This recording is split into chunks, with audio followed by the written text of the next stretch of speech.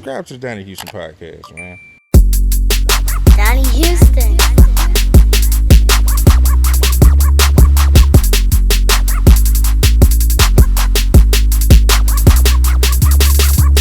Yeah, man, it's going down. This Donnie Houston podcast. I am Donnie Houston. Check it out, man. We got a real special guest today, man. I'm talking about, I talk about my bucket list guests. You know what I'm saying? This is one of my bucket list guests. This is, if you ever hear me talk about like my childhood and how I grew up, it was music, basketball, comedy. That's what my childhood was consumed of. You know what I'm saying? And I was a radio kid, and I listened to 102 Jams and 97.9 The Box and all that, man. And listen, this man is responsible for so much. He is a pioneer. He is a radio god. You know what I'm saying? Man, how much I owe you for all this, man? I don't listen, really I gotta do this. When I met him, he ain't let me give it up for him. You know what I'm saying? So I'm gonna give it up for him, man. Listen, he is a radio god. The man has been putting it down for 30 years. You know what I'm saying? Has had his hand in so much. A lot of the things we talk about, on the recap side of things on the podcast, he was there for it in real time. You know what I'm saying? Documenting this culture and being a part of this culture on the radio, in music, and just all over the place, man. Straight from the streets with Crazy C, man. I mean, just a real legend of legends. You know what I mean? Mad Hatta, what's going down, man? That was. I ain't good with that kind of stuff, but that was really nice of you to say, man. I'm just a dude who wants to take care of his mom and got lucky, man. But I appreciate you saying all that. It's funny when you hear people say stuff like that. You like, I was just trying to work and survive. You didn't really know. It was, for me, the best part was watching, like, all the stuff happen in real time, like you said. Like, you really saw Slim Thug from a child into this grown man. For me, that's been the most exciting part of this entire journey. To watch all these dudes now in adulthood and being fathers to their children. To me, that's the best part of all of it, just seeing that, man. So it was a blessing and it was also a blessing to be able to do what you have done in one city for such a long period of time, man. I was really blessed. That company was really, really good to me. People always expect you to have some, to diss the people, but that ain't me. Those people gave me the ability and the opportunity to do the stuff that I did, and they were very kind and generous to me. So I was very blessed, man. Yeah. How you feeling though, man? I don't know, man. I got to figure out what to do with the rest of my life now. I kind of like walked away, kind of in a haste and didn't really plan it all out. What you doing with the Vibe though right now? Yeah. I'm at the Vibe. I'm having fun with that. Shout out to Miss Donna Franklin, Ernest Walker, the general manager. Miss Donna Franklin, she's the program director for KTSU 90.9. She brought me on. It was funny because she like, Hatta, I need you to come over and talk to me real quick. And I went to the station. I thought she just wanted me to talk to a class. And walked to me, I got this we're doing this great thing, and it's going to be called The Vibe, and we want you to, no. I'm over here watching Bloomberg now, chilling at home. No, I don't want to do none of this. I'm done. I'm finished. No, you got to do this. And she started walking around, introducing me to people, saying I was the new content director for The Vibe. I said no for a very, very long time, but she was persistent, and I just felt like, the big guy was like, hey, man, you started at college radio. Wouldn't that be a unique way to put a cap on your career? I'm like, yeah, I never looked at it like that, G. Okay, well, maybe that's what I'm supposed to do then. And they give me the ability still to this day to do it how I want to do it. And, I had an opportunity to hire people that I really, admire and love. Rob G does the morning show. Amir does afternoons for us. And a lady by the name of Michelle McKnight, all finely crafted jocks, as you would say. So I'm over there doing our little hip-hop, R&B, millennial, urban alt is what they call it. So, yeah, I'm over there doing that. And it's been fun, man, for the last year and a half, man. So I appreciate you saying that. Thank you. And I know you a TSU. Yeah, for sure. Alumni, man. Yeah, alumni over here. Yeah. So I forgot who it was, too, Mr. Donnie. So you have to excuse me. But somebody came. They were talking very highly of you. Like, I didn't know that you went to TSU. And this, whomever this is, it had to be a woman. She was like, "Oh, he graduated Sandra from here," and da da da da. I mean, it was like rave It got to be reviews. Professor Sandra Walker. I don't remember, but it was rave reviews. Oh, he's doing this. Oh, he's marvelous. I like, wow, she loved this guy right here. So it was kind of cool. She thought I knew. I'm like, I don't know him. I said, I've seen him on Instagram and YouTube though, but I don't know. I don't know him at all. Yeah, this is the closest I got to even me thinking you knew my existence, and maybe not even then. Was like I produced this peaceful record for Slim Thug, and y'all were talking about it one day. Like, yeah, man, that beat hard. And I was like, oh, okay, they might. Well, you know what? I never made the connection to the music actually until just recently with the Little Old song. I'm like, oh, he's been producing all these tracks. Like, oh, Donnie Houston is the producer. Donnie Houston. I'm keeping these people separated. I don't know why. You know, sometimes you just brain freezes or whatever. But, you know, in my mind, I see you as a visual human being.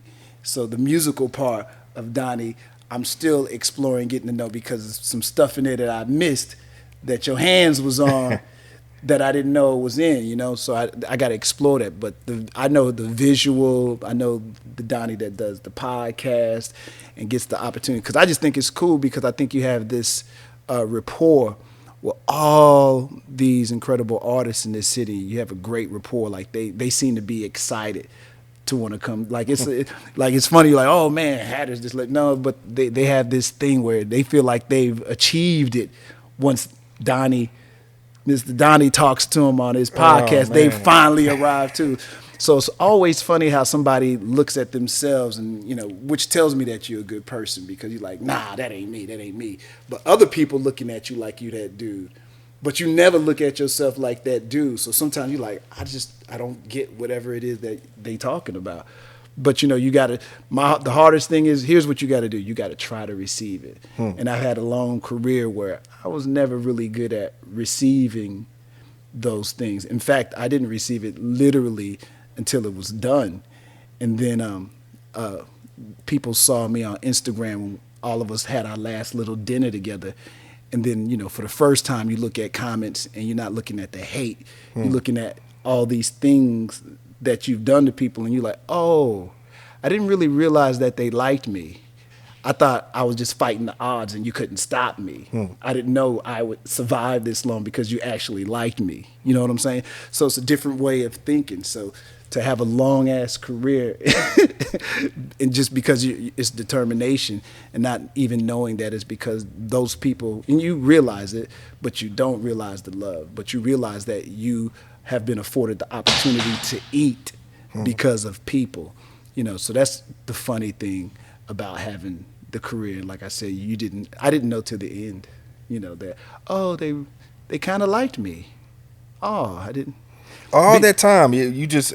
No, because what happens is you get love J Mac, but J Mac feeds off of hate. That's his superpower. The more you hate him, the more powerful he gets. So this is a person consumed and gravitating towards all the evil because it gives him power. But but he's your boy, so you hear it. So you're looking at it from a narrative like, damn, okay, what can we do to make this happen? He looking at it like, who cares? I'm turning into Hulk. You know what I'm saying? So just two ways of looking at it. So you just don't know. So we, for years, only saw this world of hate. You didn't really see the world of love or nothing like that. Not saying that, you got to come give me love, nothing like that. I wasn't saying that. Like, I'll give you a good example. 2 or 3 weeks ago, with Simon and his wife, some friends, we went out to eat, and some dude sees me, and unfortunately, living here, you know, because you're a DJ, but you know, sometimes your life takes on a street. It has some street sensibilities. So you're always on guard, ready to defend. And the guy was like, he didn't say my name. He's like, man, you were on my side of town, sunny side, da-da-da-da-da. I'm like, well, I haven't really been doing nothing in a while. So I don't want to sit there like I'm the Mad Hatter or something like that, but I'm trying to figure out where he's going. He's like, nah, you sat down and you talked to me, da-da-da-da-da. Now my kid is good, man. I'm doing good, man. Because he was trying to give me money. So I'm like, I know I dress bad and everything, but I don't need you. I don't look that bad. I don't need to look homeless. So the dude was trying to give me money, and I wouldn't take the money, but it was like $100 bills. So we go into the restaurant, we eating after we get done, and we get ready to pay the bill. Like, oh no, somebody already paid for y'all meal. I was like, oh, wow, that was pretty gangster because I didn't see the young brother. It's a young dude, too, came back in. And you don't know, like you said, the way you looked at me like I was a part of the background of you growing up in this city. You know, you never know what impact you have or how you touch a person or taking the time to have a conversation with somebody and just talking them through whatever their pain is. And you just being a human being. You don't know that you're doing nothing, substantial, but obviously I could look at this brother, he had a little Benz, he was doing pretty well, So it's just nice to know that you did do that, but a lot of times, I'll be honest with you, I missed all that. I was good at seeing the hate, but I was not good at seeing the love. So that's on me. Yeah, no. You're very hella impactful, man. Like I was telling my little sister, I was like, I'm finna go talk to Hatta. She's like, man, Hatta? I'm like, yeah, you remember I used to be listening to the radio, recording radio? And I was telling her, she couldn't believe it, but I was telling her, even when I DJ now, there's certain songs, because I used to record off the radio so much. I even taught myself, like, scratching. It'd be like Walter D in the mix or something. I'll hook up the house turntable, and when a lunch mix is going on or whatever, I'm just scratching along, you know what I mean, with the speaker from the house speaker, like practicing my cuts. No crossfade or nothing. But anyway. Long story well, it's short. an honor to be here, man. Like I said, man, when I saw it was funny, y'all. I saw Mr. Donnie at Little Kiki. Little Kiki had a little, Legends party for his album. And Mr. Donnie came over. Hey, man, I'm Donnie. Hey, I know who you are, player. I got Instagram. I got YouTube. I know who you are. So, but it was kind of cool because I was telling you earlier before we even started recording, it's amazing social media. Like, you feel like you know people. But I've never, up until that day, ever, to my knowledge, I never seen you or came across each other. But it's funny, the power of social media and your podcast and Instagram, it's amazing the power of it, I'm still amazed by it. I'm still trying to, like I said earlier, I'm trying to figure out what I want to be when I grow up because stuff is just changing so fast for radio, for records, for music, for social media, the metaverse. It's so much going on and it seems like it's changing by the day. So I'm like, I got to figure out what I want to be when I grow up because, I mean, you're already one of the GOATs, though. You've already lit, you know what I mean? You've done that. So I guess I'm kind of like, are you still feeling like the need to get active, to do something? Because, I mean, what else? Not necessarily. I don't really want to sit on the radio and gossip about people like Chris Brown did this week or Slim Thug said this. I don't really want to do that. I'm kind of into growth and what makes people tick, people, there's a lot of people that none of us might know, but you could be talking to somebody and they're going through something and you don't know what pain or what stressful situation they're going through, but they're still soldiering on. I kind of want to, I don't know. I want to talk to people that I think, not saying that nobody's interesting. I just think, like the regular guy or gal, everybody has a story. If you sit down, like, yeah, you interviewing me, but there's some dude that just walked probably through here and you sit down and talk to him like, wow, I didn't know that you did that. Even I got like a little podcast. I put one of the dudes on that graduated from TSU, Radio Rich. Yeah. Because I just think that he is so fascinating because he's everything that I wish I was when I was younger. Like I was narrowcasted. I got to make this money. I don't want to make no friends. I don't care if you say you hate me. I'm focused and you ain't going to stop me. But to see him at a young age have so much balance, this dude can be a good dude to his girl. He can be good to his dad. He can be good to his mom, his kids, his time. He still will be out and about on the scene. I'm like, I don't know how you do it. When do you sleep? How do you got the balance, man. And a lot of us, we don't have good balance. And I'm still learning. I'm trying to learn to be a better human being. And I'll be honest with you, the last year and a half is still really, really hard for me because my brain has been trained. You got to make that money. You got to make that money. You got to make that money. And if you're not, it doesn't, my brain doesn't work well. So I'm trying to be like, it's okay. You've saved your whole life. You can relax a little bit. My brain won't let me. So my brain is now telling me that, okay, now we got to figure out what we're going to do with the rest of your life. Haven't figured that out yet. Yeah. When I do, I'll let you know. Yeah. But I don't know if it's radio. That was fun and it was good. I just think radio is different. I think what you're doing is the new radio. everything that they told us not to do is what you do. But all the guys, y'all went to school for communication and stuff like that. Everything that they told you not to do is literally what you do on the podcast. Yeah. Literally what you do.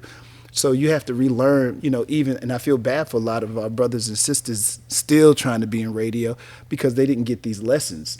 And that's why they're so easily replaceable, and they're getting these social media phenoms that are coming to replace them. Or the new social media people, they don't even need that no more. Why need you if I got 250,000 followers or whatever? I can make bread, I can do shows, I can do it all. I don't need that platform anymore. I am my own platform. So we just live in a whole new day and time. And I'll be honest with you, I'm intrigued by all of it. I'm totally intrigued by all of it. Totally don't understand all of it, but totally intrigued. Yeah. Man, we're going to go back, but this is my one had a memory. Last one, I think, before we get into it. When I DJ, still to this day, it's like I said, there's certain songs, man, because I used to record off the radio so much. And, y'all would come in talking at the end of them. You know what I mean? Like, yeah, man, Hatta, whatever. One particular time I recorded this. This is when SWV I'm So Into You is out. This is how long ago. This got to be 102 Jams days. Oh, yeah, for sure. And at the end, where they like, doo-doo, doo-doo, doo-doo. And you on there like, doo-doo, doo-doo, doo-doo. Man, Hatta 102 Jams. And when I play that song, anytime I DJ, sometimes I'll let it just play to the end just because I hear your voice over that part. I can't hear that song without hearing That's actually that. being a bad DJ.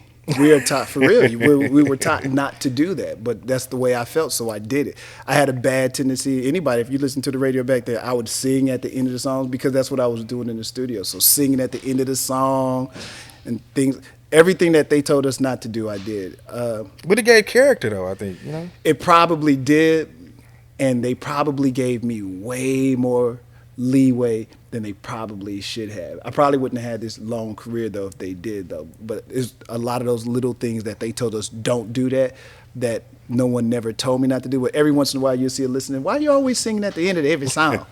I'm like, I didn't even know I was doing that, until somebody pointed it out to you. So, Yeah. But it's an honor again for me to be here, and it's kind of crazy when somebody tells you about the things that you were doing that resonate with them. One, it makes sure it definitely marks that you old, but two, it's just amazing that these little things, these nuances, is what the people really like. And it's just interesting sometimes to hear that stuff. But I appreciate it, man. Thank you so much, man. It was an honor to serve the city. Yeah, that'll live with me for forever. But did you grow up like that, like as a radio kid, like wanting to get into that? Like, how did you even get into that direction? I do have one little tape when during the Parliament Funkadelic years when I made a radio station called We Funk. But I didn't really I don't think I really thought that I was going to be, I was like you, I love music. So I thought I was going to end up in New York being some producer behind the scene, never in front of anything. And I thought that was going to be my life. I literally fell into radio, not by accident, but when we was coming up, and it's like these kids today, the radio stations playing songs that we ain't playing in the neighborhood. And I really come, I'm way before you, so I'm in the era when rap is first coming out. The radio station didn't play, back in the days they had the rap side, and then on the flip it was the instrumental. So they would play the instrumental beats on the radio, but they wouldn't play the rap. I'm like, this is dumb. They say, Dougie Fresh just said something real dope. And this is in North Carolina when you were? This is North Carolina where I'm from, bro. I'm from a small place called Fayetteville, right outside of Fort Bragg was a military. I think we all know about Fayetteville now because of J. Cole. Because J. Cole. Yeah, we got a few notables out of there. The other kid, oh man, I can't. Moray, he from there, yeah. So we got a couple out there. We'll accept Petey Pablo too. We're gonna take Petey Pablo too, but we got a couple of cats out there. But it was just different, man. They would play the instrumentals, and I just wanted to understand why y'all playing the instrumentals. So by the time I get to college, that's the first thing I do. I go to the college radio station, and I got a million questions. Are you majoring in communications? I did. I majored in communications with a minor in business, where I should have majored in business because everything I learned for radio,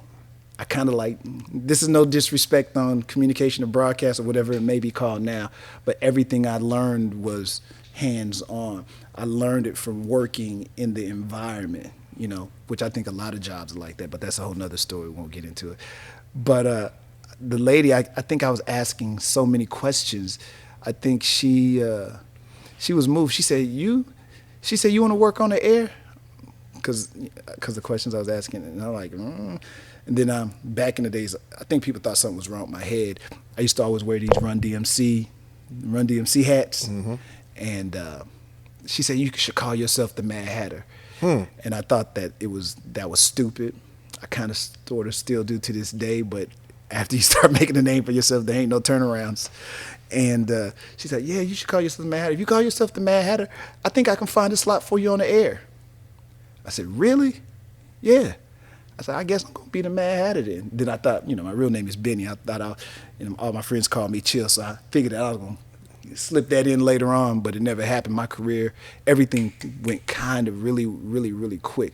And I guess it was because I was really inquisitive. I asked a lot of questions, and I'm one of those kind of people. Once I do this, that narrow focus, I just go all in, and I think, my career just went real fast after that. The college years was really shaky at first, but after the second year, 2.5 years in, everything started to pick up. So, and shout out to Yvonne Anderson, who gave me the name Mad Hatter. If it wasn't for her, I wouldn't be here either. It's a couple of key people. If it wasn't for them, I would have never had this career. And she most certainly is the first person that thought that there was some talent there or something. So. So how do you end up coming to the H? Another person by the name of Rick Party, my favorite disc jockey of all time, who, like you, never spoke to him. I spoke to him maybe 3 or 4 times in my entire career, but he's still the ultimate jock to this day.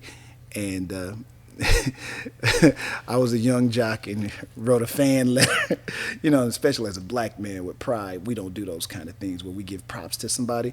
And I broke down like, I'm gonna just write this dude a letter, man, to ask him to listen to my air check and tell me if I'm talented or not, and whatever he says, because I was looking for somebody to tell me something. You whack, you this, you that. And he really responded. He wrote back in a little letter, hey man, do whatever you do, but always stay humble. And I still got that to this day, and I've always made sure that I was humble. That was the most important thing to me.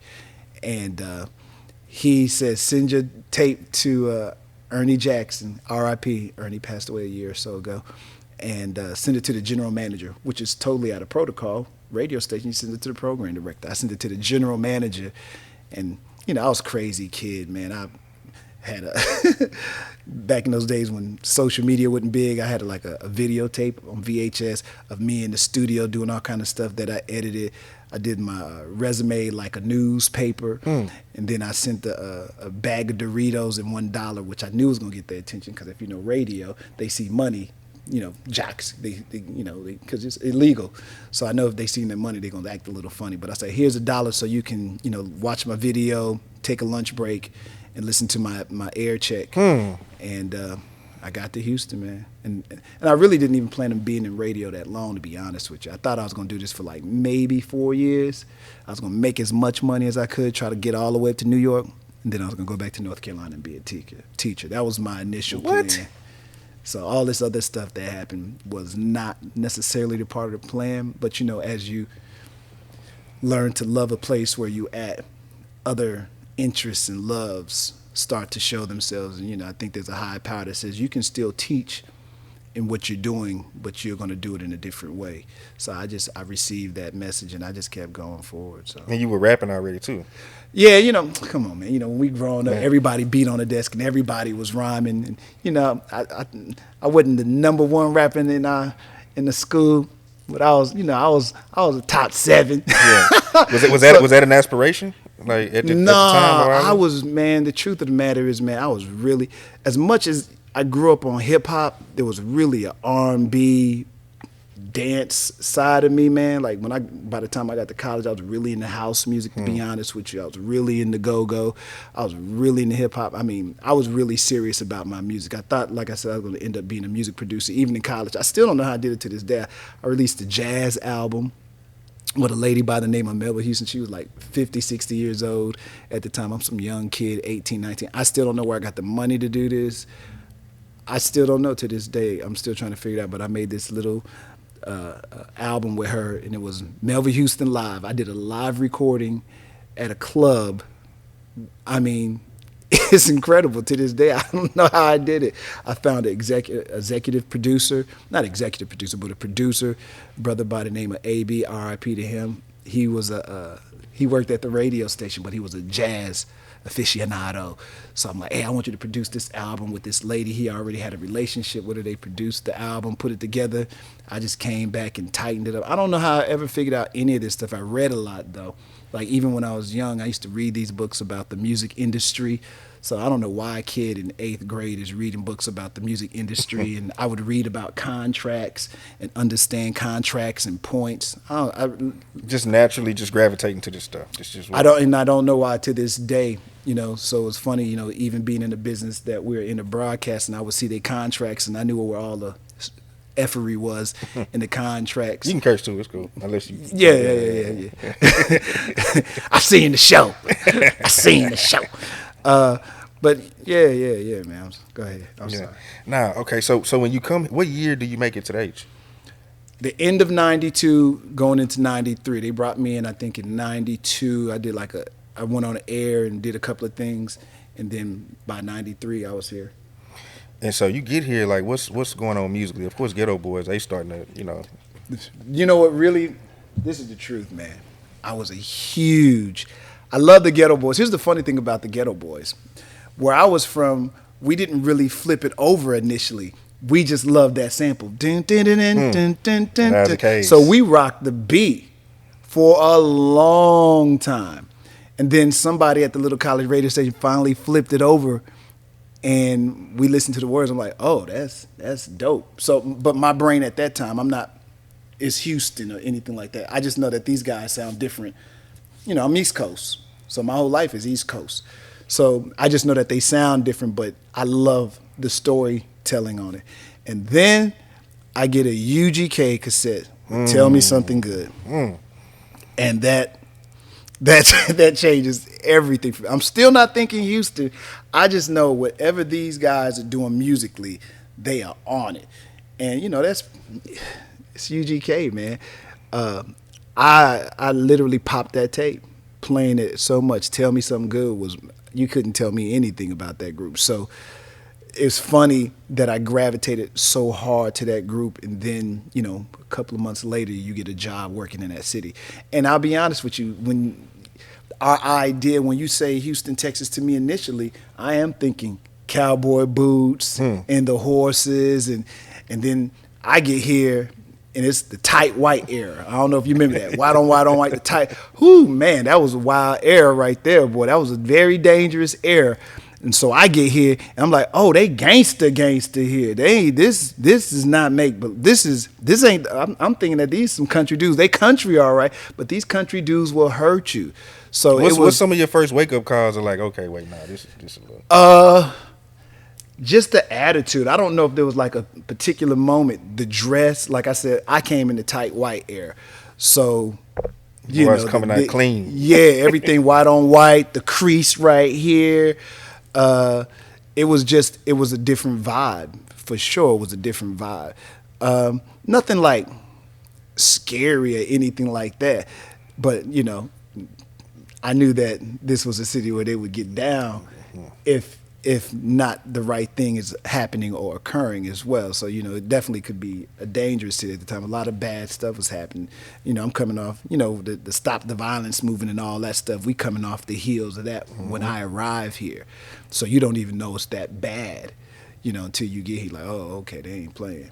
But as I think back on it, the city still was kind of embracing at the point. I know this is fresh from a radio station perspective. This is off after Streets. I don't know if you remember Greg Street, and then the Jimmy Olsens. They had a strong foothold here.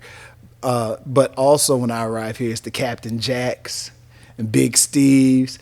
That to me was a very exciting era to see Captain Jack in the club. And I don't know if you might be too young, so you probably didn't get a chance to hear Captain Jack singing I'm gonna lay some pipe tonight in the middle of the club. I'm gonna lay some pie. And they got the little, I forgot what the little freestyle record that they used to, I can't remember the beat, and I know you'll know what it is if I said it right now, but my brain is freezing. I can't think of it. But Captain Jack used to sing on top of that song, and just seeing that, man, it was a unique time in Houston history, man. I got there right at the tail end of it, and I got a chance to see to me, it was very, very exciting. But we went from one exciting period immediately into another one. So as soon as I get here, we're starting to get into the DJ Screw era.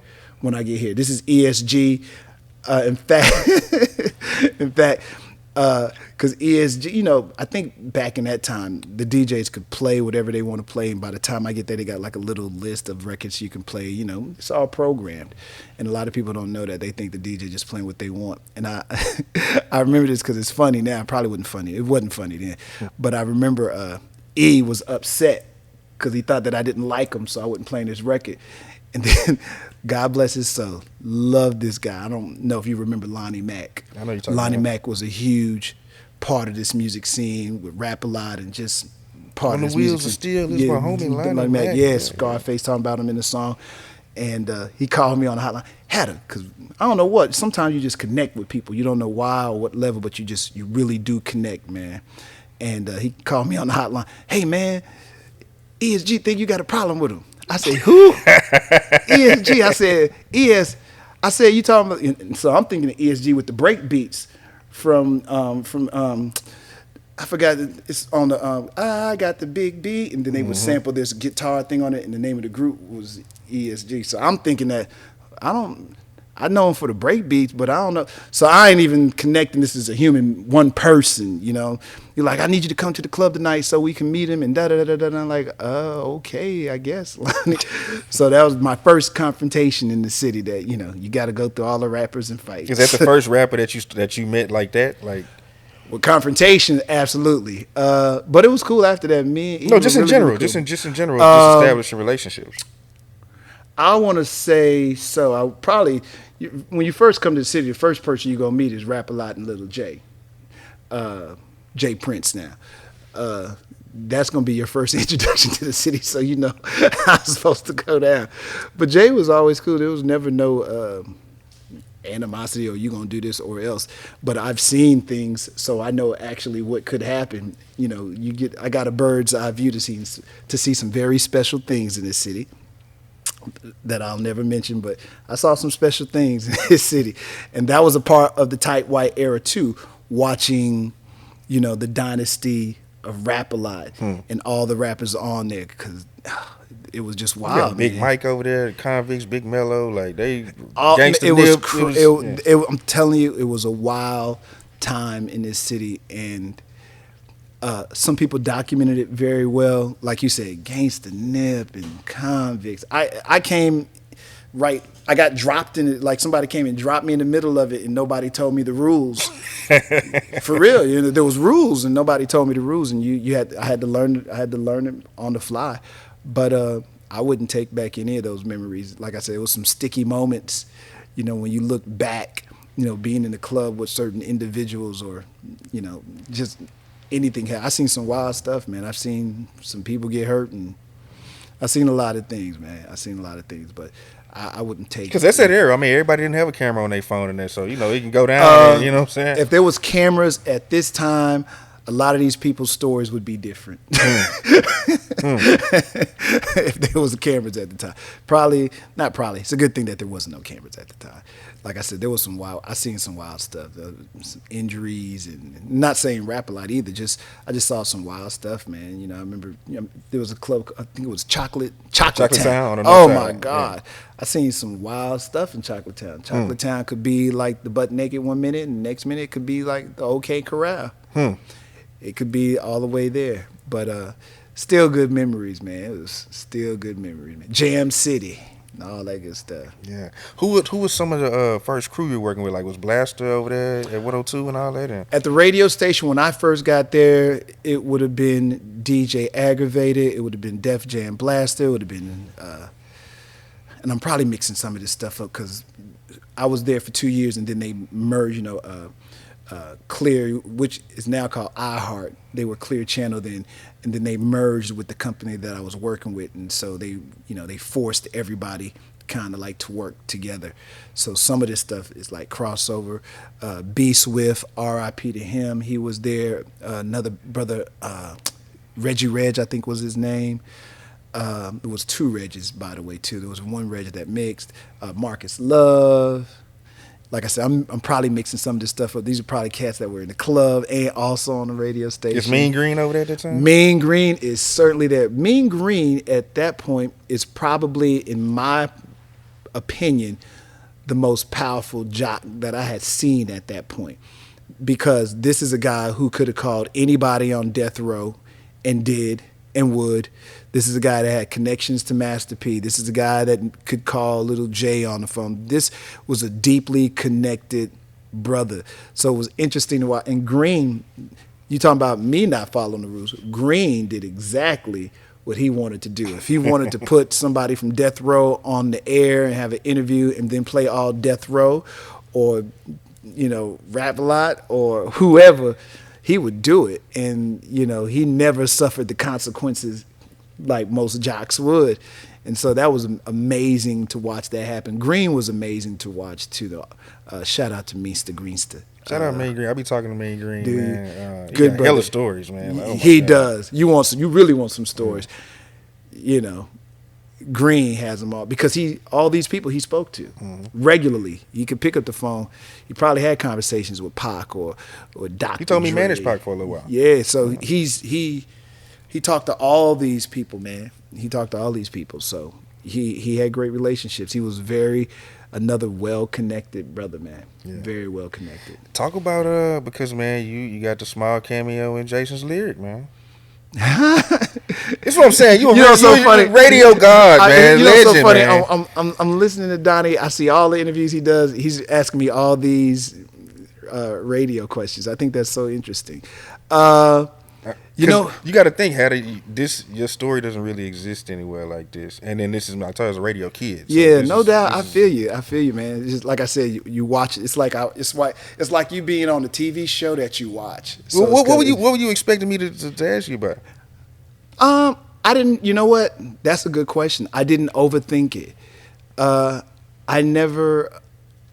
Because what happens in interviews most of the time, I have to watch myself because you naturally will start asking the other person questions because it's the natural thing to do. It is, and it's a curiosity. I have all these questions so my brain is, as I'm talking to you, is trying its best not to ask you any questions. Shoot, I would look. Hatta, you ask me whatever you want, man. So I'm trying, because I don't want to be. Here's the funny thing about being a jock. You never want to step on the interviewer or other jock's toes. And I'll never forget that because obviously I put out music. So I was in L.A., and I can't remember the brother's name. He still does stuff in the music business to this day. Beautiful brother. But he had a radio show.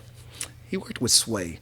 He still might do something with Sway. But anyway, he had like a weekend show, and he was talking to me, and I answered all his questions, and I never took over, so to speak.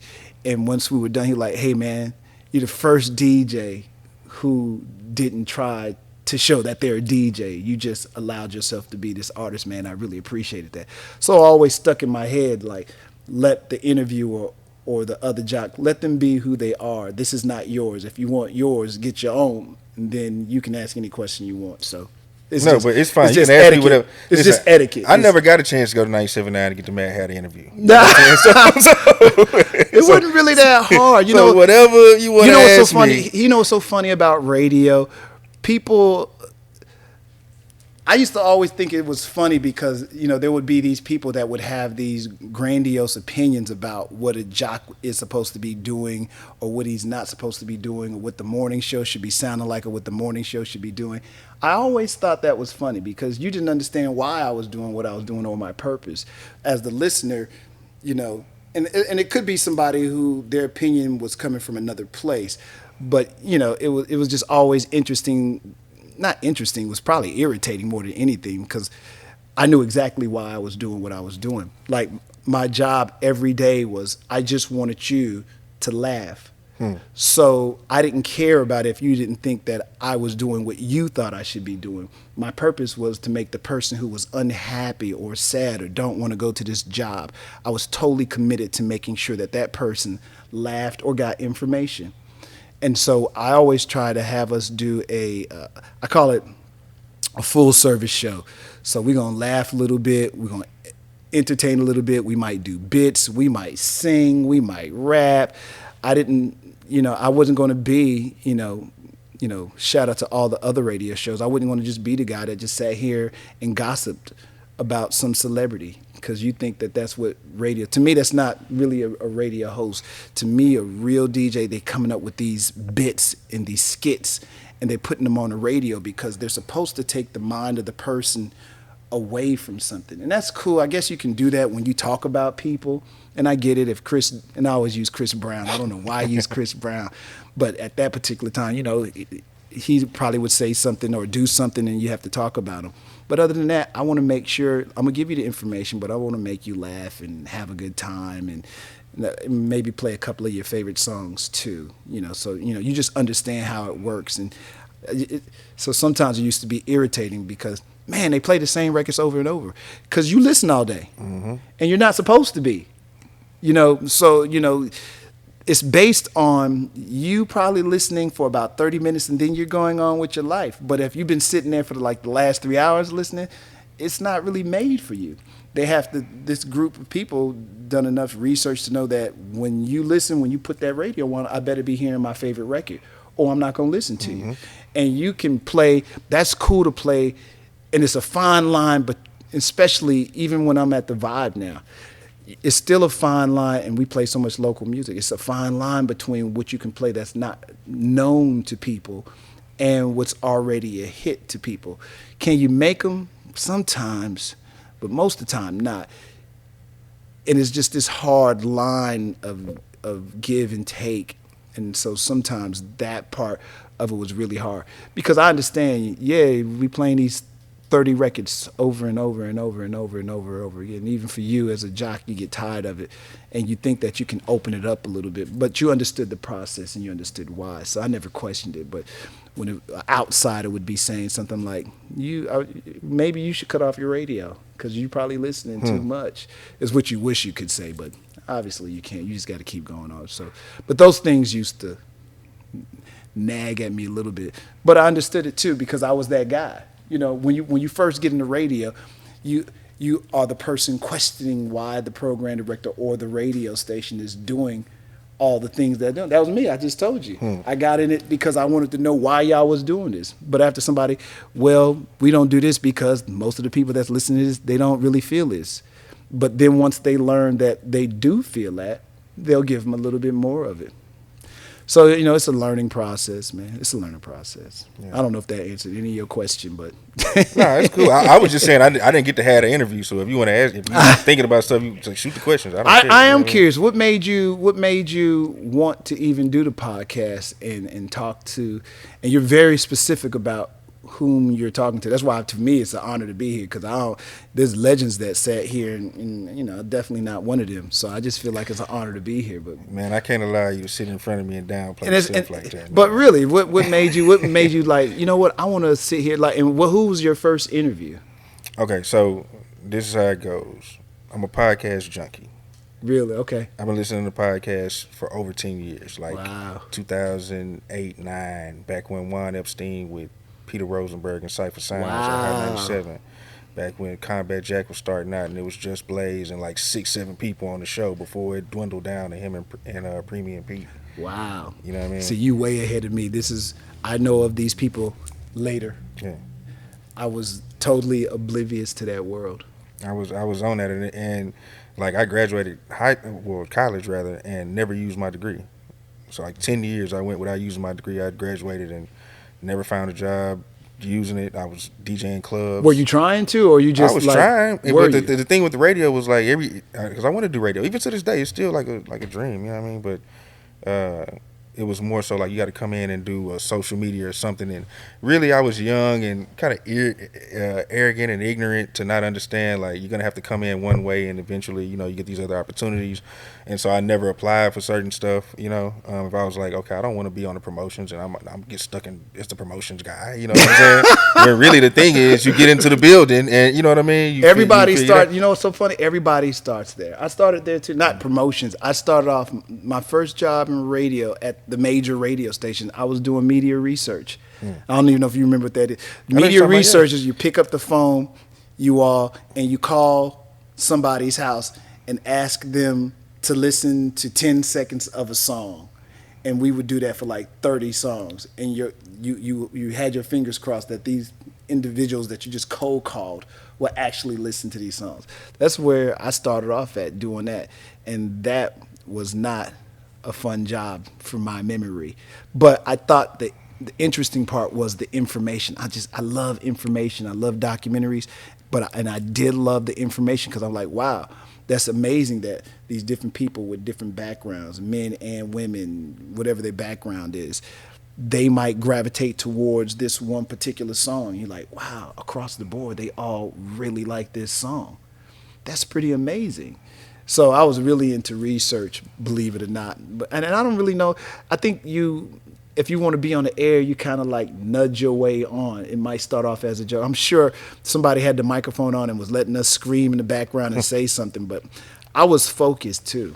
Yeah. I was super focused. I always understand the guy. It's funny because everybody doesn't understand you was once that guy not in. You know what I'm saying? And you never forget that. So there's a part of you that understands, but sometimes there's a part of you that's angry because I'm like, you expect them to know, but they don't because they didn't get in. Mm-hmm. And their goal is, I want to get in. And it seems like you people are keeping me out. And it seems like there's a conspiracy against you for real. And I think every person that wants to be on radio or whatever it is, you feel like there's this conspiracy to keep you out. But it's not a conspiracy to keep you out. Sometimes it's just those people are fighting to stay in. But you don't know that that's their fight because you don't care about their fight. You care about your fight. You know what I'm saying? And because we're all selfish at the end of the day. You know, like J Max thing right now is he like Puffy. I'm gonna be here. Like what's that thing that Puffy said with the I'm gonna be here till he said something in one of those Biggie songs that he's gonna be here. I'm gonna always be on top of something like that. That's J Max's line. Y'all can hate me all you want. I'm gonna still be here. And I salute him on that. Like, you be there, big bro. I'll probably be with you there, but you do you. And but I'm proud of him. I am proud of him. But, you know, so I understand that. But there's a way to get in, just like it's a way to get the record played. If it's good, you know, we was talking about that a little before we even started recording. You know, everybody thinks their record deserves to be played because they've worked so hard and they invested so much. And I'll be honest with you, that was the hardest part of the job because everyone looks at you as they're out. They don't really care about you. And you learn that along the way. Nobody really cares about you. It's what you can do for them. And if you can't do anything for them or you haven't done anything for them, you're the person responsible for holding them back. You know, still to this day, there's still people that got grudges. I don't care. Because you learn to accept that you can't make everybody happy. It bothers you a little bit sometimes, and then, you know, you see your kid or your girl or your mom, and then you're like, no, those people don't matter. But it sometimes does disturb you. But you understand it too. You just wish you could go to them like, you know, it's not up to me to make your life happen. You got to do something to make it happen. And that's what I love about this period of time too, because now that thing that seemed to be what would open the door for you, it being radio, is not necessary. Mm-hmm. If you are hustling and you working hard, you figured it out yourself because you have your own social media and you've done the things necessary for your career to pop. So right now it's a very interesting time. But the funny thing is it was always that way. Now, were certain games played? I think so. Honestly, I've never played any of them, though. You know, I've heard about DJs that would take money and all kind of other stuff. There's not every rapper in this city got money from me. I'm in every rapper's pocket in this city. And none of them can say the reverse about me. I've paid them to do whatever I've paid them to do. giving all of them checks or the shows with them or something like that, and never did anything crazy or illegal or anything like that. So I'm very proud about that, to be honest with you. And I never saw it either, man. I know people who now tell me about things that they've done, and I'm like, you did what? That's crazy, dog. But you'll be that honest now because you ain't in the game no more. Those people, and respect to those people, you know who you are. But that just wasn't my thing. Yeah. It wasn't my thing. Man, I'm not sure if I'm answering any of your questions. No. Mr. We just chop it up. We just It's cool. freestyle. This is raw conversation. Man, there's a story. Did you ever tell me who your first interview was? Oh, okay. So first interview. So that's the other thing. It didn't start out like this. Oh, really? It really started out as me and my friends just chopping it up, kind of like how the Joe Budden podcast is. Oh, so where'd they go? Well, here's the thing. Here's the thing. When we started the show, everybody knew, like, oh, this is Donnie's baby. But it was my homeboys. I'm like, I want to do this thing. Yeah, that's cool. Well, when I get on some stuff, bro, I'm serious. That's like, right. I'm very anal about it. If I say, hey, man, I need this by this time, if it ain't there, bro, you're fucking killing me. You're holding me back. You know what I mean? We're not going to get where we need to be with this lackadaisical bullshit. You know what I'm saying? And really, that's what it came down to is like, I don't care what's going on. I ain't never going to miss a time to record. I'm not going to miss a time to have everything in time, posted. These people, we're trying to gain a following. We need to be at the same place at the same time every week, And like over time, everybody just fell off to do their thing. And it's cool, but again, it's kind of one of them things of like, we started knowing that I was the one that really was driving everybody to do this. These are my boys going along with me. But it was really your dream. But it was really mine, you know what I'm saying? And at the same time, too, God got a plan for everybody, and I guess this was mine. Yep. Yeah. You know what I'm saying? Like, I feel that. It didn't start like this. I didn't even want to do music because I was the only, like, serious, like, full-time music guy.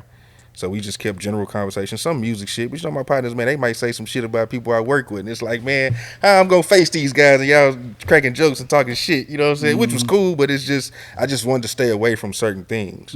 And one thing led to another. We brought on a guy named Johnny Binder, who's a legendary street cat.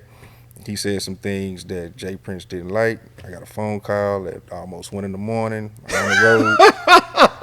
I'm on the road with Slim. We in Shreveport. I remember that name, Johnny, too. I don't remember what happened to him, but I do remember that name. Yeah. He was a major figure in this city. Major cat, much respect, you know what I mean? Sir. But that interview led to me getting this phone call. It had to be about 12:58. I'm waiting in this hotel lobby to get in the car with Slim to go to the show in Shreveport. The phone call comes through, it's Jay Prince. He's not happy about what was said about him. He wants to come on that same show. He didn't ask me if I was busy at the time. None of that shit. You know what I'm saying? It didn't matter. It didn't matter. You know what I mean? He was just like, look, man, this is that. I was just happy at the fact that, like, okay, for one, I'm getting a courtesy call, but he's not tripping with me, so it's cool. Mm-hmm. The way I played it. I don't play sides and shit. You come on here talking shit about people, that's on you. You know what I'm saying? With anybody. I don't get in, I don't get in the middle of that shit. Like, can't nobody come at me for that type of shit. But anyway. Jay Prince came on. That was the first like Houston. Wow, that's guest. That's a big way to start. Yeah. How long ago was this? This was 2018. Wow, that's a big way to start, bro. They're starting with star power. Yeah, and even then, I still didn't go full interviews because it was still me and my boys. Really? I still was trying to like be like, we ain't, that's not what we about. I think Slim and them, they were more of like the group of guys that sat down with rap artists when they were doing their podcast. And I'm very much like, if that already exists, we ain't got to do that. We going to look like them. We five guys sitting up here talking. That's the same stuff I say. And then people get frustrated with me. Because like, well, we want to hear, because your interpretation of the conversation is going to be different. Like, we can all sit and talk to Zero, but what you're going to pull out of Zero and what I'm going to pull out of Zero is going to be two different things. We're going to have totally different conversations. And that's the interesting thing about whomever somebody's interviewing, because I forgot what you was talking about with Zero at one time, and I'm like, I totally never knew that story. And you think that this is a person, you've heard all the stories until somebody pulls out this other one that totally like, and I think that's the thing that you got to remember, because you sound like me, like I got bored interviewing people. So I'm like, what else is there to talk about? But sometimes it's just people want to hear even your questions and what you're going to ask. A lot of times it becomes that's what it's about as well. More so because remember now they're watching Mr. Donnie's show. All those guys got a podcast or they have their own social media. If I want to see Zero, I can just go see what he did that day. He gonna tell me everything he did. But there's a reason why they come and get the information from you. And sometimes as an interviewer or a jock or presenter or whatever, that's the hard part for some of us. For me, it at least is. Some of these guys, I think they're very adept at being these presenters. Some of them are very good. I know, what's your man, Joe Budden? I think Joe's really, really good. People talk mad shit about Joe, but I like... They still watch him. They do, and he knows how to be... I don't even know if it's on purpose or it's just his personality. I've never met Joe Budden, but he's able to pull people out. But the guys, the first group of guys that he was with, they're as interesting as he is. So, and you get something totally different from those guys too. So never think that, and I'm telling you what I should be telling myself actually, but never feel like, I have nothing to talk to them about or interesting or anything like that. Just, it's your mind and what you find to be interesting. You know what I'm saying? So yeah. I appreciate what you're doing. Yeah, no, I appreciate it, man. That's really it, man. Like, this podcast junkie, I didn't get a radio job. This was a way for me to do my own thing. Ain't it? Here's the cool thing about that, though. You're able to monetize this life that you created. And sometimes people think, I went to school for this, or I went to do this. And what happens is life pushes you into a direction. Sometimes it's, totally not even by choice. You just get pushed somewhere. You're like, wow, look, how did I end up here? It's amazing where I ended up at. I think what's so cool about now, though, is you kind of like don't need those other people's platform. You create such a brand of your own. It almost gets in the way. Like for a guy like you, I would have no interest in seeing you go to one of the radio stations here. I think your brand is just as big as those brands. Oh, so man. What's the point? And if you want to, you can monetize this even more so if you choose. So I'm like, once you've created your lane and you're in it, and you're your own boss, you can make your own hours. Well, I gotta go answer to you, man. Yeah. Now, if you want to, because you just want to make some extra dough and that might be some fun for you, now that's different. And as long as you can still do what you do to satisfy your inside, so to speak. I think if you can do that, cool to follow that dream. Because sometimes you just got that dream and you just got to check it off the list so you can be satisfied. So, I'd be the first one to say, well, you got to do that. If it's in your soul, you got to do it. But, I think to looking like, I didn't get a chance to do that, or I was fighting in, or I could have did. I don't like when people do that. I could have did that much better. Even when somebody come up to me, oh man, like when I had Paul and Cham signed to the label, oh, I can rap better than Paul. Bro, I don't hear that. Just rap. Or give me what you got. Don't tell me how much better you are in this person, or you're going to show me. In this business, you hear that kind of stuff all the time. I just shake my head. I'm like, I'm never going to see this guy again. You don't get it. They'll sit here and tell me, oh, man, I'm doper than such and such, man. This is my CD right here. And when they walk away, I'm like, wrong attitude. And your attitude is what's going to keep you from not making it. You so enthralled by who you think your competition is. Like, I don't know if you've been watching the thing on, I don't know, is it Netflix with Kanye West? Oh, yeah. That Kanye West thing, it makes me, as a producer, an MC or whatever, I've always admired him. Some of the stuff that he's doing, with the wifey situation, I'm like, But I love I'm just going to do this. And you can't stop me. And I believe in myself so much, I can't be stopped. And at any point on that road, and this is how all of us are as human beings, at any point on our road, we can allow other people to stop us. Like Kanye, there was enough roadblocks in it for him to give up and go back to Chicago and maybe be an okay producer. There was enough roadblocks. You signed a record company, they ain't really feeling you. They just gave you that deal just so you would shut up. They didn't really mean for you to blow up. They didn't think you had the capability. but you believed in your willpower in your mind was so set on you're going to make it. You willed yourself into the success. He willed himself into the billionaire that he is. Just imagine if everybody willed themselves and had that much belief, but we allow social media or somebody like, oh, I hate you, Hatter. We will sometimes allow that stuff to get in our head and stop us. And I can be honest and say some of that stuff probably did stop me from doing certain things, even releasing music, because you want to be looked at like everybody else. But, oh, Hatter has an unfair chance with his music. No, I don't. My last boss had to prove to me why she played the record, because I told her to pull it out because I didn't want to feel nobody's hate.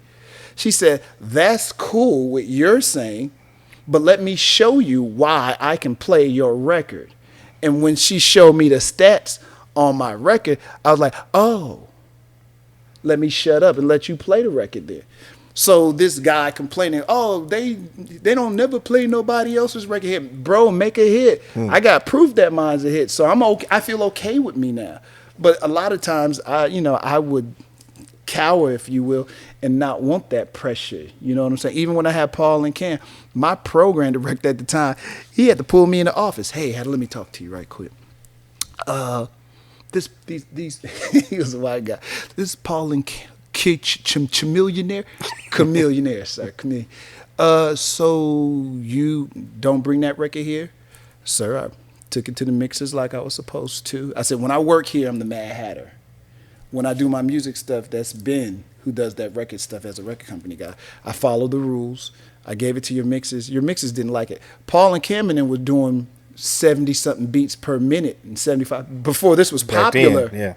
Think about it, man. And Love of My Money is slow. Everything at that point is 90 beats and up. Mm-hmm. So here goes these two dudes right here, this black guy and this white guy, with a song that does not have a normal hook. It has two long-ass verses. It's not following any rules. But what happened is Dallas is playing the shit out of this record. We didn't do anything special. We worked it like you work a record in the streets. It drifted its way onto radio. Then you got to deal with other things after that. But it drifted into radio. And my boss called me and like, why didn't you bring this record to us? I said, I followed all the rules. The DJs didn't like it. They didn't.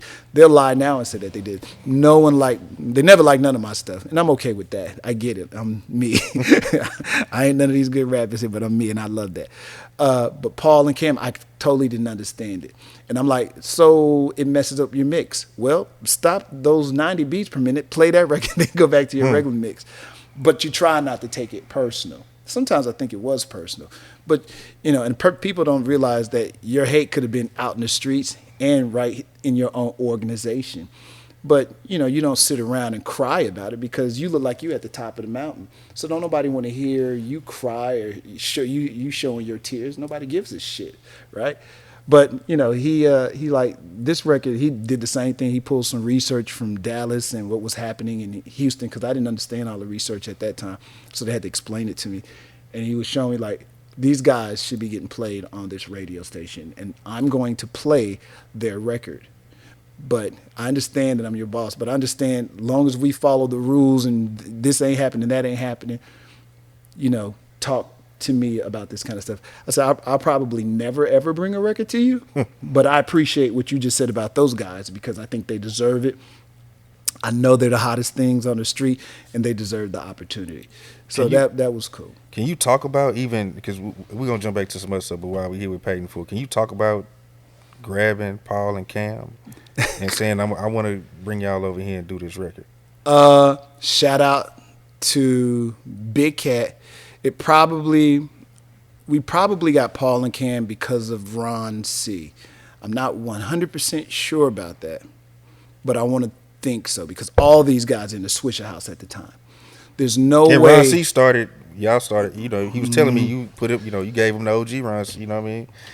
I heard that he said that. I don't remember saying that, but probably because we DJs. So I know there was another Ron C in Dallas. So we had to make sure that we understood there was that Ron C, and we got the OG Ron C. No disrespect to the Dallas Ron C, by the way. Much props to you. But we had to differentiate our Ron C's. And I didn't want Ron to feel like he had to change his name. So maybe I did. I just don't remember doing that. But maybe I did give him the OG. I don't remember, though, to be honest with you. But I think he was a catalyst in the Paul and Cham. Somehow. I don't remember how, to be honest with you. We had Big Cat over there. I just know we were coming off of down south. There was money. And so I wanted to sign artists. I liked Cam because on one of the mixtapes, he did a sly remark about J Mac. I don't remember what Watts mixtape it was, but he said this funny line about J Mac. And I said, oh, I like this dude. And then I loved Paul. I did not know he was white at the time. And then I don't know who, I think maybe Big Cat, shout out to Big Cat. Big Cat, like, that dude's white. I said, let me get this straight. There's a white boy that sounds like he's black in the Swisher House. Oh, we got to get him. We going to the top. And they went out there. And I knew that was going to, I mean, and then the funny thing, and I won't go into deep how long this is, but then when I signed Paul, I didn't realize that Paul was a little white kid who Paul, in his mind, I laughed at when he was a young kid. And so Paul has somewhat of an animal. It's weird that this guy would sign to my label, but kind of like this is the guy that laughed at me, so I don't know how I feel about him. But it was still kind of cool. And I've always thought that was really cool for Paul to, even in his head as a child, to feel like he had like maybe an animosity, but still later on see the opportunity and be able to move that to the side and look at the human being at that particular time and place and say, but he seems to be okay to me. I'll sign to his label. But I had to go back and like Paul, and I remember it too. It was a Kenny Smith basketball camp. It was a little white kid and he was rapping. But I'm like, Paul, you have to understand, a white kid rapping at that time is crazy. So here's an older black guy who came up during all this hip hop shit, and I see this white kid rapping, and I'm saying, the world is a different place. We have penetrated this little white kid. This is amazing. So it's not laughter like I'm laughing at you. It's like, wow, I'm laughing. And then from what I remember, he was skillful. So I'm like, wow, we have, as a people, as a culture, we have really penetrated. And, you know, again, this is all I know is Beatsy Boys at this time, Vanilla Ice, Third Bass. I forgot the young black teenagers from Def Jam. And none of these guys are super, super big other than Vanilla Ice. Maybe Third Bass. MC Search a little bit. Yeah, you know what I'm saying? So, and obviously Beatsy. So you see this white kid, you're like, wow, this is amazing. But they signed immediately. And now, in retrospect, when I talk to Cam, I don't think Cam really wanted to sign per se as a group. Somehow, I think they felt like they were bullied. I don't know if by me or Big Cat, but bullied into being Paul Wall and Chameleonaire.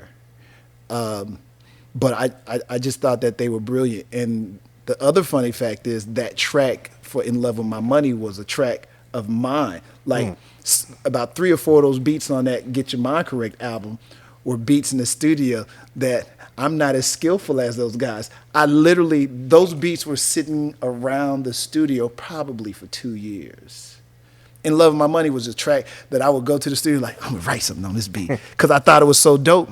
But sometimes, you know, your pen, you just can't do it. You're not skillful enough. You just don't got what it takes.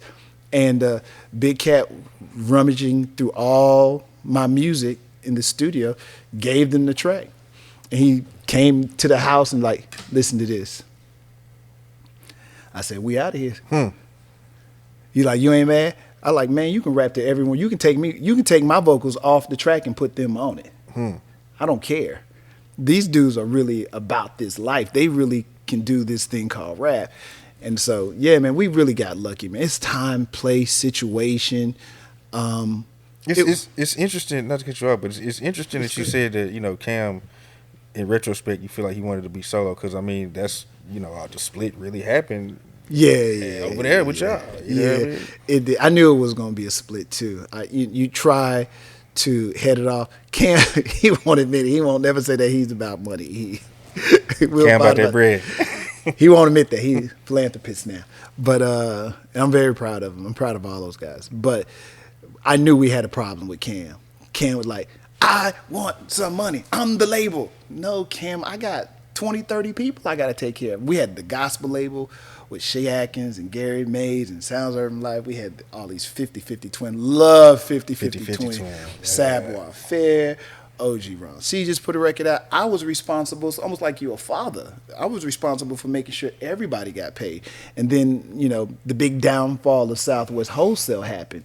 And then that really, to me, kind of ended that for us because we never saw that money. But Paul, and this is Paul Wall told me a story how you still, made sure they were straight though. And that really, he told me that, I was like, man, now I really want to meet Mad Hatter because that's some real ass shit. Listen, man, first of all, Paul is a good dude. And I was really lucky, man. I was lucky to have, those guys were way bigger than the label. I was just lucky and everything was time and place. And Paul, I had to let him go. And he did it like a gentleman. He came to me. Like, Hatter, I want to go back to the Swisher House. Yeah, you don't want him to go. I'd be lying to you if I'm like, oh, yeah, go back with Watts. Nah, we over here about to do it, but I can't collect these checks over here. My money has stopped because Southwest Wholesale went under and took everybody's money with them. No disrespect, Robert Gillivan. Got nothing but love for you, buddy. But, there was no money anymore. So, and I think Watts, what he was doing with the Swisher House, it was so big at the time. It was the right move for him. And I remember Paul said, whatever you need me to do, though, I'm going to do it. So Paul recorded a whole bunch of stuff. I probably still got stuff on Paul that I'll never release or listen to. And he did all that stuff. He was gracious. And then I let him go. He probably was doing both at the same time because I'm like, well, go over there and do whatever you got to do. He was very gracious, though, man. Still to this day, very gracious. If anybody meet Paul Wall, they'll tell you the same. He is whom he is. And I just think that it was beautiful for them to give me the opportunity to be a part of their history. Because y'all can hate me as much as you want, but you can never take me out of that history. You cannot. You can. To take me out that history, there is never in love with my money. Never. So it's interesting to be a part of so much history in the city, but purposely I pull myself out. When people will come to me and ask me to speak about a lot of stuff, I never will. I definitely won't. I won't speak on anything DJ Screw. I refuse. It's too much turmoil there. Is it? I was gonna ask you what, because it's just one story that people have came and told about when he went to go like do an audition for the radio, and you know what I'm saying, y'all kind of like shut it down, like it's not I always, work. It's so funny. I'm gonna just be honest with you. That story is a lie. Now he might have auditioned or gave a tape to somebody, but I hate how my name became a part of it because what a lot of people don't realize, the All Work No Play album was recorded in my studio. No one still knows that to this day. So I did hear there's some guy, I don't remember his name right now, but man, he was on the I Hate Hatter rampage of, I was there when Mad Hatter told Screw that he wouldn't be on the radio. I'm like, they might not want Screw on the radio. It doesn't mean that Screw cannot be on the radio though. I'm like, this conversation, because I've only talked to Screw twice.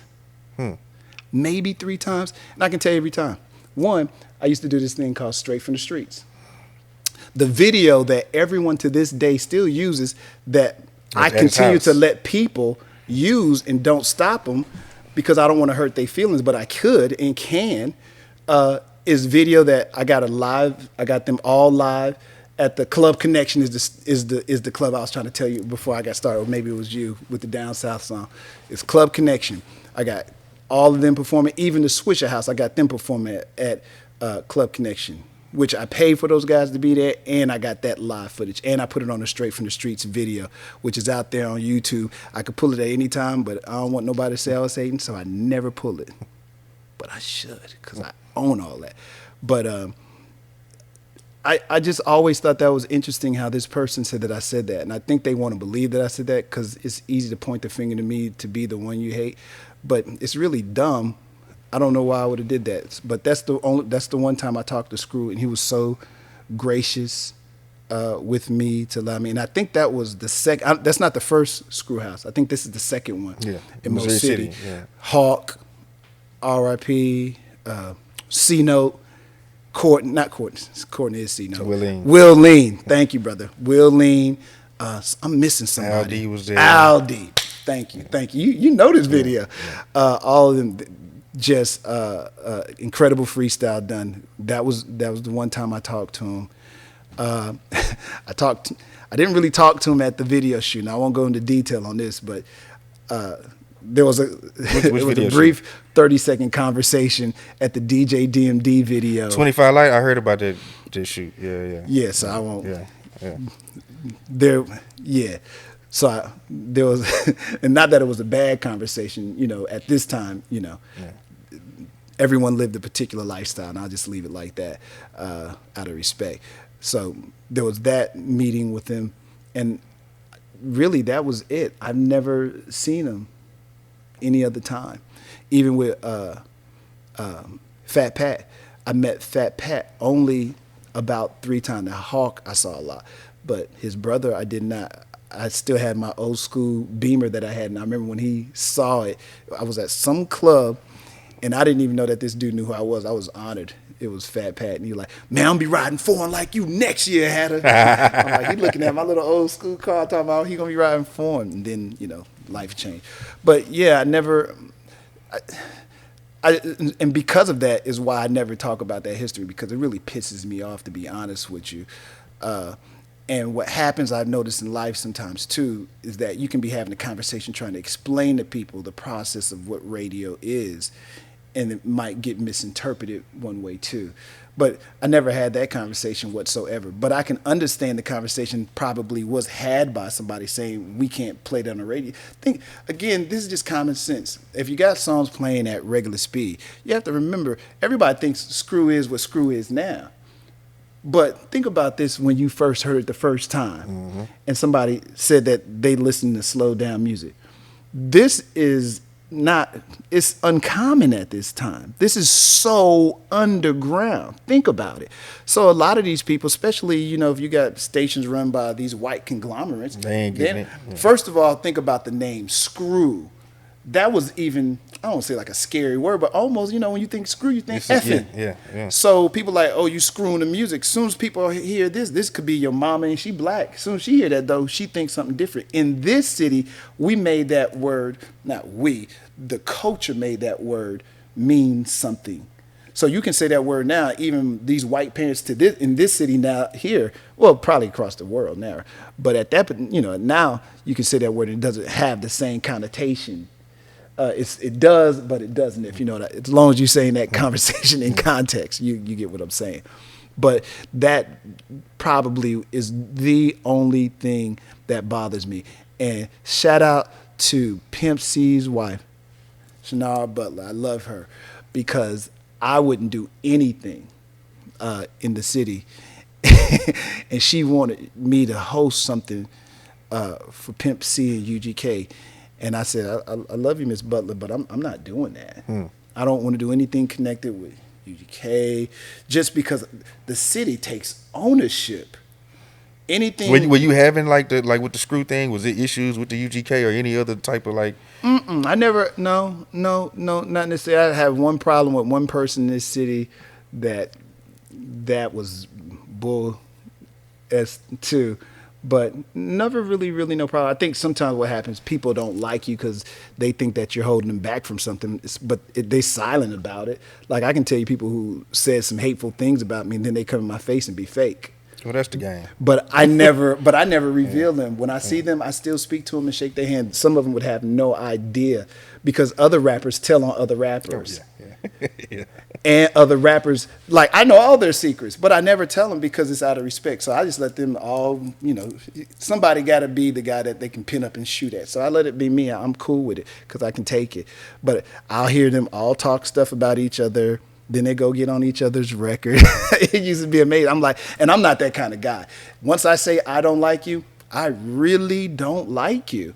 And I'm not going to try to, I'll tell you to your face. I'll let you understand why. And then, the cool thing is you live your life and I can live mine. They don't intersect. But, just to watch them sometimes, I got a name for it, but I'm going to be cool here. But I think it's not really cool, to watch them. They're politicking with one another because it helps them to politic and do what they do. And in some regards, I do understand that, but I'm just saying I couldn't do it. I'm kind of like a 50 Cent.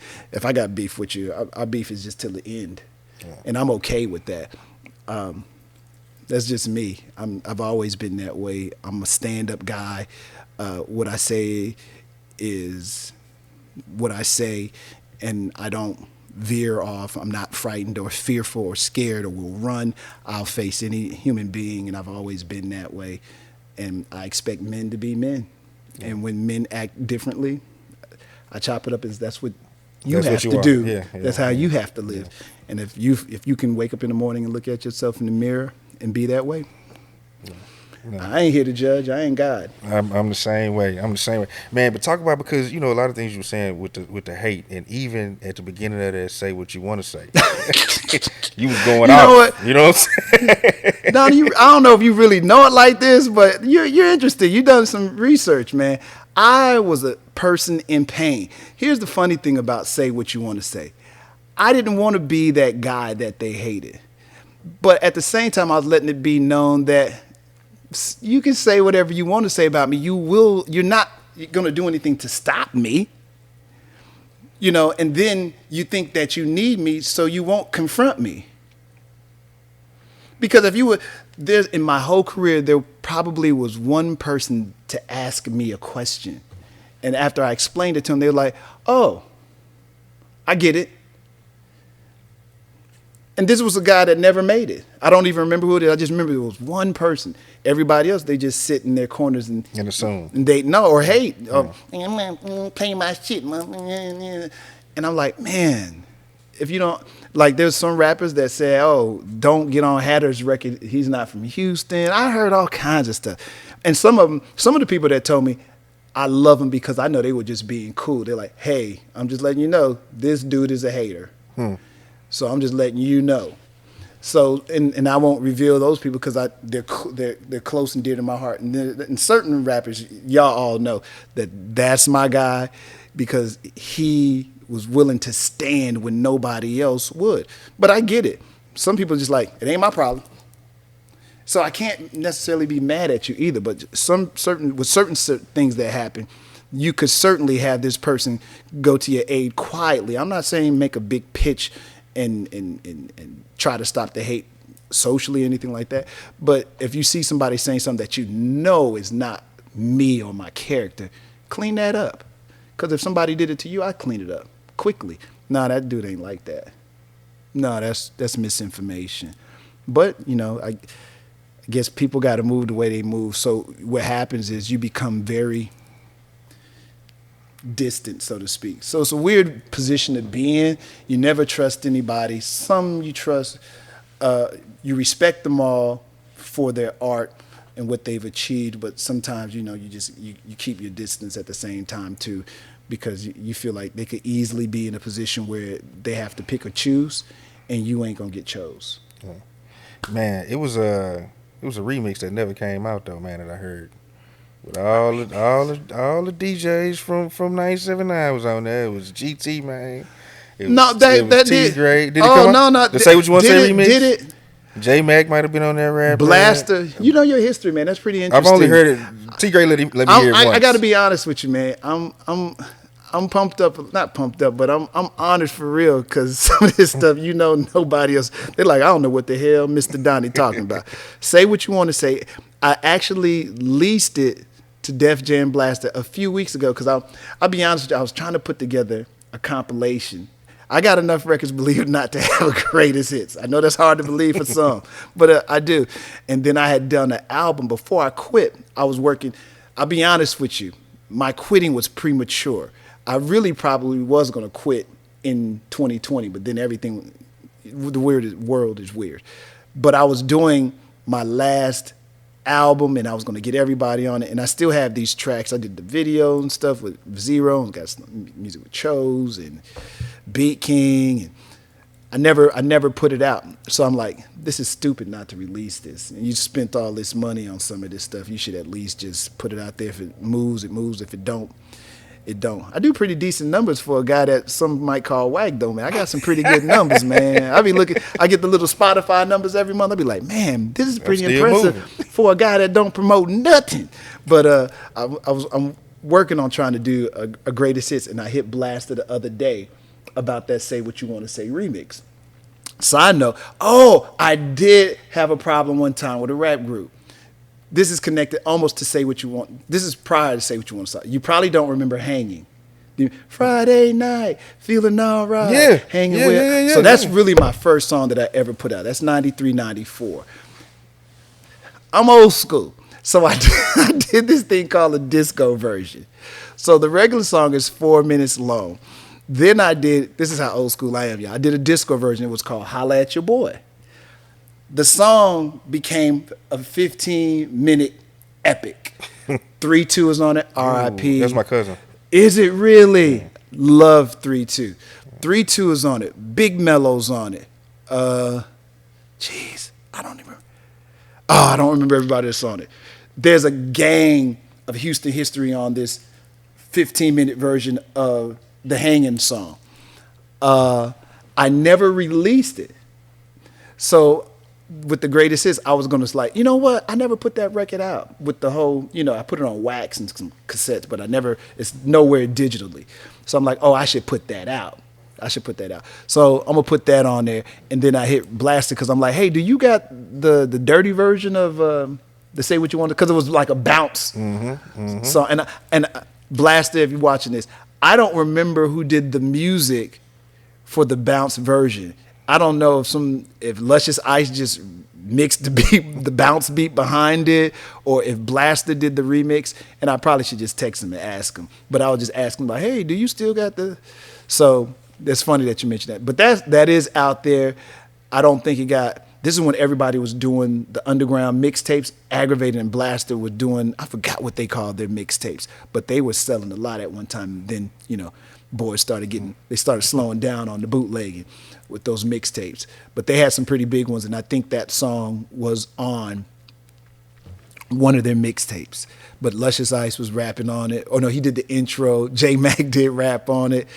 GT, T, everybody, yeah. and you know what the reason why I did that? Because at that particular time we were working at different stations, and what I was trying to do was create camaraderie amongst all of us. I don't know if it was successful in my attempt, because like I said before, you could get hate out in the streets, but you could also get hate inside your house. And so, as the kudo leader or whatever you want to call me, I'm like, you know what, since I'm doing this music, let me put everybody together to show them that we're together. I'm not over here and y'all over there or something like that. We all in this together, man. We can all win together.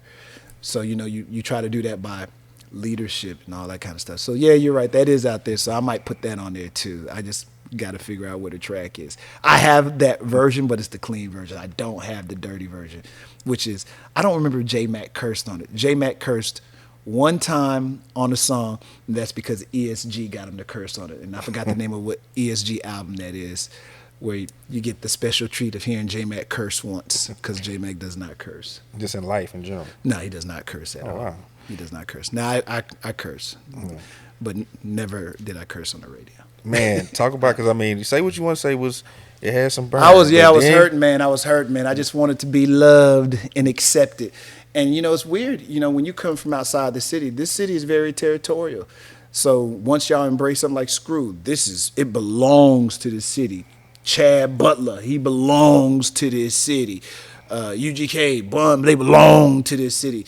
And this city is territorial with their artists as well. You belong to me. So here's this outsider from North Carolina coming in. And it's a trip, because as a kid, I never, I had to grow up to learn the backstory, but I just figured Hatta, Houston. I just, you know what I mean? Like, Nah, you had to earn that, man. I had to earn all that, and some people probably still look at me as an outsider to this day, and I'm cool with that too, because I didn't talk like everybody on the radio. Even when you go back to the movie, remember you asked me about the movie for Jason's Lyric. I didn't think I was gonna make it in that movie, because in that movie, when they cast it, they got the permission for us to say Magic 102, jams in it, and the whole nine. And then the director called, I forgot what the lady was called, but the main director wouldn't hear. She was just going in to get certain small parts. And she was like, oh, the producer wants, and the director, they want you to talk like your country. because they made everybody with them bullshit ass accents. I didn't say that, you did. It is what it is. We don't talk like that down here. So, one, we don't talk like that down here. Two, I most certainly never talk like that on the radio. So I told the lady, if you're doing, like, if I'm acting in this movie like some other DJ who's not saying my name and not saying Magic 102, cool. I have no problem sounding like this country DJ you want me to sound like. I said, I don't know how to do that because I'm not an actor, but so I understand that. But I said, I'm not about to get on this thing and sound like a country DJ. And they couldn't believe it. Because it wasn't that, like I'm not about to make big money from this. I didn't care. So I told him I wouldn't do it. So Doug McHenry, they got him on the phone. This is the man that put his money behind the movie. They got him on the phone to talk to little old me, which to this day is still amazing to me. I'm in the cafeteria part of the radio station. They said that you won't talk country as the radio DJ. I said, hey, bruh, I don't talk like that on the radio down here. The way I'm talking to you right now is the way I talk on the radio. You know what, then? That's the way you should do it. Do whatever you want to do. That's what made it real. That was the Houston right there. But I didn't think none of this was going to make it in the movie. So everything that you hear is me trying to be ridiculous, and there was some mad corny. Y'all might say I'm corny anyway, but I was saying some mad corny stuff in there, and all that stuff they put in the movie. I only watched that movie one time in my whole life, and that was at the premiere that we did. I can't watch it because cringe. Oh my goodness! And the funny thing is, everything I said got applause and laughter. So I said something about, and this is when they had the summit, remember? Mm-hmm. And I said something about it's so hot in front of the summit. I just saw 2 or 3 police officers melt. Something mad corny like that. And the theater fell out. I'm like, oh, y'all love that. I'm like, oh. It was terrible, bro. But it was funny at the same time. I'm like, wow. I don't know if the joke's on me or the joke is on them, because I didn't think they was going to use none of this stuff in the movie. And they used at least 3-4 clips in the movie. So I was like, wow. To this day, I still get little checks to this day, man. I still get little checks and get reminded. I think I just deposited $10, $15 the other day. But it was cool to be in the movie, too, because it is a part of our history, too. Even though I know a lot of us, I was offended at first because I'm like, they don't talk like that down here. So I don't know what they're doing in this movie, so. Yeah. It is what it is, man. It is what it is. But then you came back to the music. You came back with that monster, man. Down south, and I hate I don't have my vinyl. I was telling Hatta when I started DJing, that was one of the first vinyls. Still got it to this day that I bought. And man.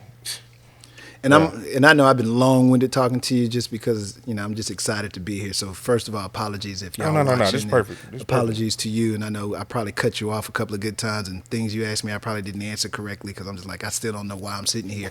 But Down South definitely was a mad scientist at work. And, I've told some of the story, not all of it. I don't even know if I would tell all of it here, but that was a record that I knew was going to be a monster. Shout out to Crazy C, who produced that track. It's still one of his top 3 epic tracks, and he's an incredible producer. But there's 3 tracks that just stand out in the course of Mr. Crazy C's career. Well, we said that the 100 Spokes, and then what's your thought? 100 Spokes is definitely number. That's number one for me. Down South is number 1.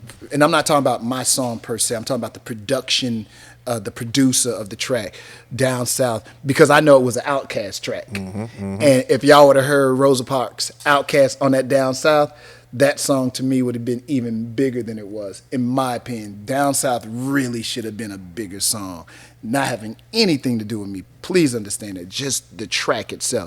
100 Spokes is another one of my favorite ones from Crazy C. What's my third one? My third favorite track, and this sounds bad because it's on my album too, but I had a song called pH Factor. And Crazy C, I'm getting ready to say Simon, I'm getting ready to say his real name, sorry, Crazy C. His production always, it didn't sound, like Down South don't sound like, the reason why you can still play it to this day, it doesn't sound like anything. It's not a time. Like piece. you can't say it just has its own unique sound. And Crazy C did 100 Spokes. It has its own crazy, and that was Above the Law. Y'all go YouTube that. Above the Law, 100 Spokes. The remix. Is crazy. Yeah. It's crazy. Then pH Factor. Aside from my rap, the track, man, it's this muddy doom doom doom doom doom doom. I said, man, I hate that I was on that track and stopped its shine because the city just at that particular time wouldn't let me have it. But that track is a monster track. Still to this day, production-wise, it's still one of my favorite tracks. It just, the guitar, the way he used the guitar in it. I'm just really into production. You know what I mean? Producers, you're a producer, you understand. So I'm just really into great production. And Simon was definitely a scientist at that. And then I got lucky with Down South. I prayed for it. I'll tell anybody that anytime I've spoken, I prayed for Down South. I apologize to Crazy C. I apologize to Outkast. They don't even know. They'll probably even care because they were going through the thing with the Rosa Parks lawsuit, so the song never came out. Crazy C cannot find that version. I so wish we could find the Outkast track because y'all would say it's crazy. He put like some banjo break or something in it, or a harmonica or something. It was crazy. But I prayed for the track.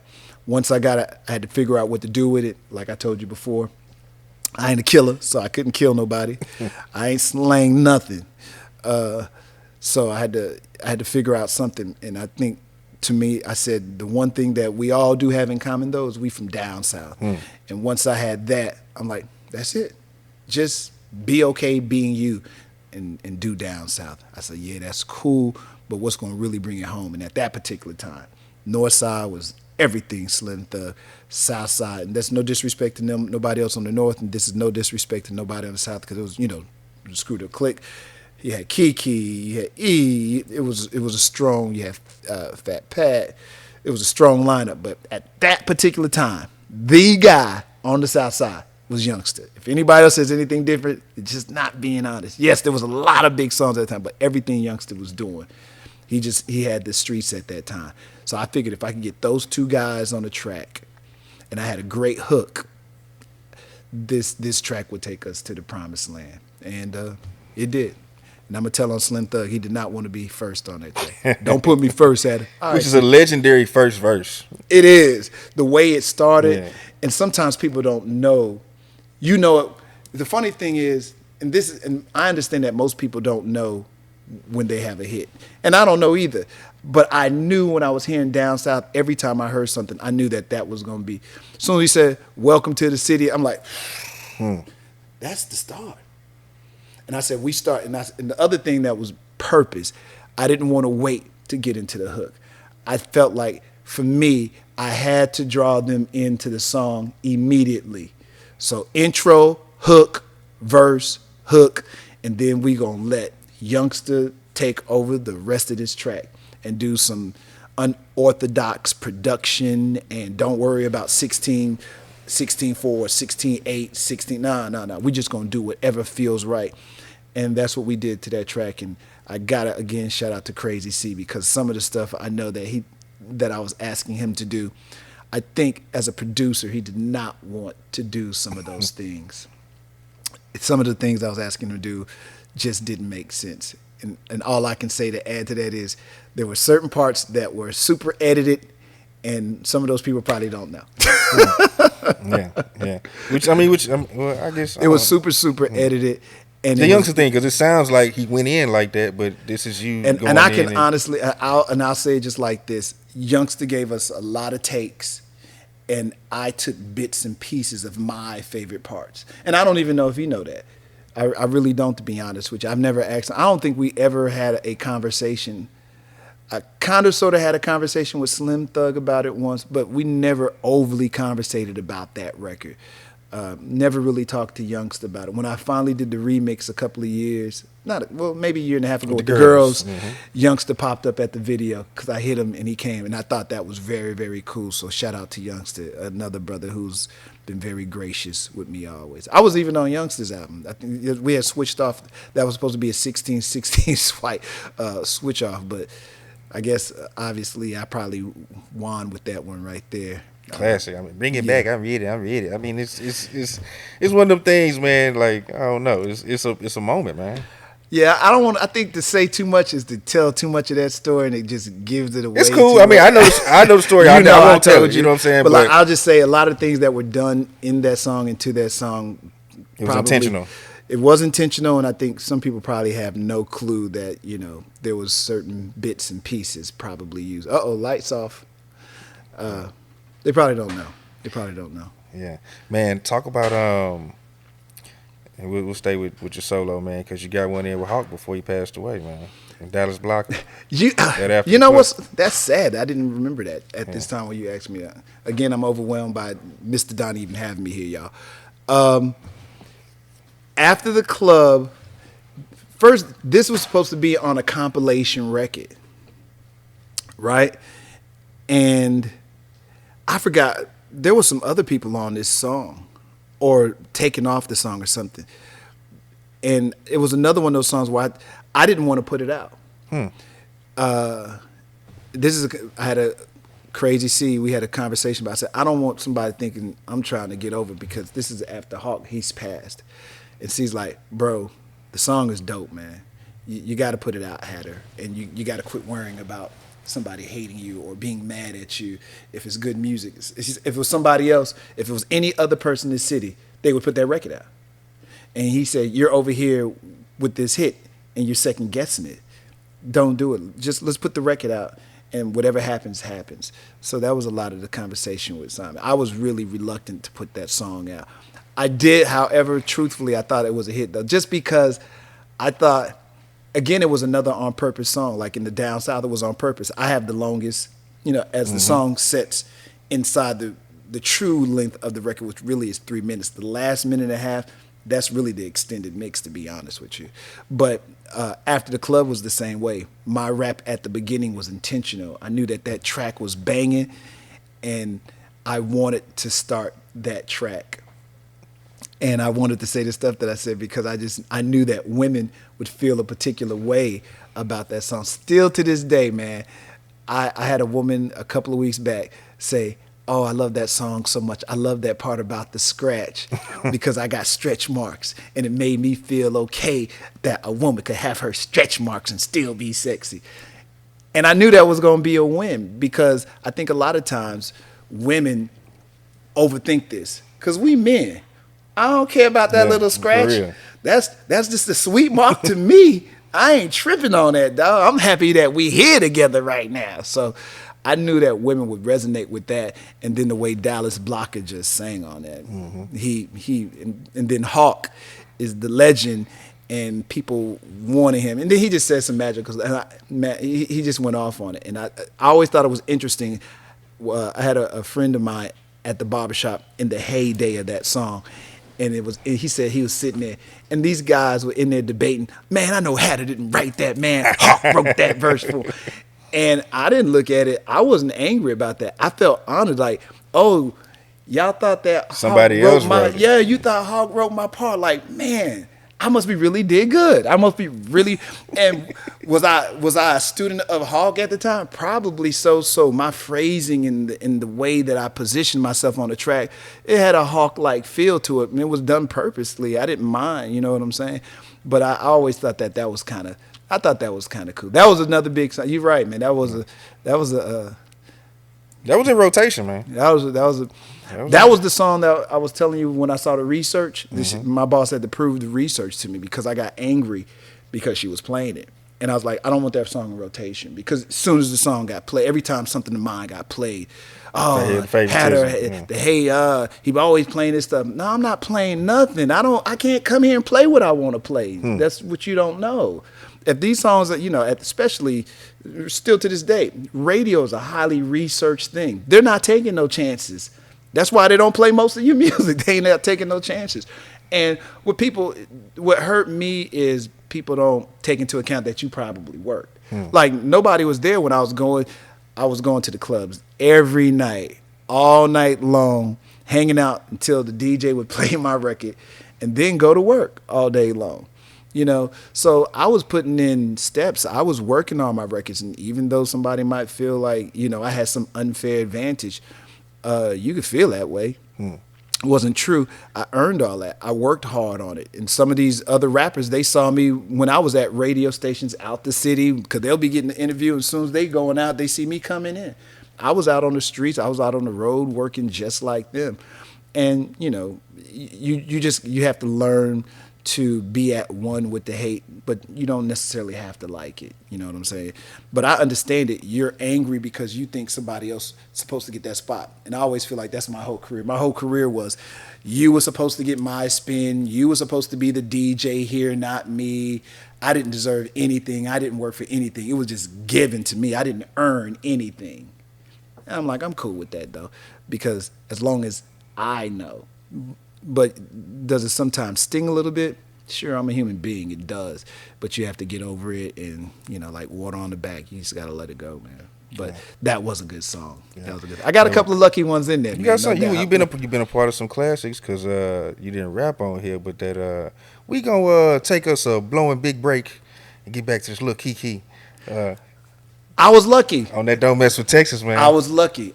Second song on the album. Top of the album. Here's the funny thing. I don't even think Kiki really knew who I was, because Kiki wasn't no radio station listening. But you was Hatta though. Anybody from Houston? I mean, maybe that's 97. By that time, you Hatta. That could have been a jam down, Mr. Patrick kind of like thing. Play. I don't know. I never. It's so funny, man. A lot of things with these guys, I never asked about.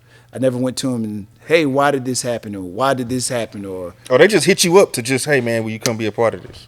I don't even remember. I don't know if I could have been in the studio, because at the time, remember, I had a TV show. Man, I was trying to do it all. I had a TV show. I had a magazine called The Streets. So a lot of times I was out here trying to get stories and get people on the show and get videos, because we had our little show on Straight from the Streets was the shit. First was it WB? I forgot. But we had the show on there. Yeah. So I was out there working just as much as all the other guys, man. I really, really was, man. Yeah. A lot of guys in prison used to always, when they got out, used to always come out, man, Straight from the Streets saved me. I said, I don't know if that saved you, brother. Them hands saved you while you was where you was at. But I appreciate you saying what you say, man. And, talking to you, just, you get reminded of, here's the funny thing. No matter how much hate, and I know that's most of my career, that's all I saw, there was obviously a lot of love too, because people will come to you, man, and I feel bad because, you were so over and daunted with the hate. All these people to tell you all the things that they loved that you did. And it's hard, like even when you say nice things, it's really hard for me to appreciate it. Still to this day, people have to say, hey, Hatter, it's okay for you to accept that, because as soon as you give it, I'll push it away and give it back. And I'm still that way to this day. And I think partially is because what Rick Party told me, always stay humble. Don't believe, in Public Enemy, I always said, don't believe the hype. Yeah. So I ain't going to let you gas me up, because I always thought it was a ploy if somebody was gassing you up. Oh, you this, you that. What you really want to say. Yeah. So my brain was always like that. So you could be saying the nice thing, but my brain is internalizing like, what's that person really saying? You know what I'm saying? And once you train yourself like that for 30 years plus, yeah, it's hard for years. Yeah, it is. Man, talk about because I mean, time has passed on, and this is, people gonna watch this and wonder, man, when is he gonna ask? So what? Now that you're out of the system, out of Radio One and all that, like, do you view everything that happened with Trae, because that happened on Mad Hatter Morning Show, right? It did. Do you have a different view on that with that? No, that's a person that I'll never talk to. That's a person that I'm always feel the same way about that. That person knows, because I told him to his face. I told you, man, I'm a pretty straight up guy, and other people will position themselves to tell a story a particular way, and that's another one where I had to eat a lot of hate. And it was crazy because all of this started because somebody asked you a question that you couldn't answer. And that's literally what it came from. What you mean? What you mean? It was some question that the girl Trae asked him about why he had that. There was, for those that don't know, there was a shooting at the Trae. There was a shooting at the TSU, and like everything that was happening in the city. We always had an open door policy. So if something happened to a rapper or something like that, we put you on there. I was cool with it because I had relationships with all these people. And so, he was trying to explain his side. Trae had these questions because, her parents lived in the neighborhood and, it was, she just figured like, yo, why you have it here? Or whatever she asked him. And then he just didn't want to be questioned by a woman. And so it led to some diss tape or something where he called her a bitch. Now, here's the funny thing. Me and Mac had known about it. And we were like, please don't let this get up here. Because you have to understand, most of my career, I've worked around women. And women are going to look out for them because it's not a lot of them. So I knew if something happened and these women found out, I'm not the boss. I'm not going to be able to control what's going to happen next. So I always thought it was honorable that this person dissed this black woman and called her these names. And it was a white woman that came to her aid. And I've watched everybody ride with somebody that was okay with a black woman being disrespected. I've always found that to be very strange. All these people were riding with this, but like, so y'all cool with that? And then it was interesting to watch how other media and people took a story and gave it a new face and a name. I'm like, you all are being used for a promotional item for this person to sell records. And so it was interesting just to watch this play out. And then I watched people get hurt and lose jobs because of this. And all this is because people were trying to protect other people. And I still won't put everything out there, but I will say that there were a lot of people that were getting hurt. You mean like physically hurt? Yes. There were a lot of people getting hurt. There were instances where people were getting threatened. I was threatened. Somebody called me from jail and threatened my life. I won't say who or what, but I was called and threatened. I don't care. Because I was like, wow, that's gangster. I just document everything. And I always tell people, if this happens, go see this person right here. So I just leave it. I just leave trail. it. Yeah, that's all I do. But I just thought, this is stupid, all because of... So it was about questioning, because the narrative, what I was always heard was like, it was told like, what do you expect? It was kind of put on him of like, he kind of brings this type of crowd out, and that was the deal. Nope. I can tell you that is not the truth.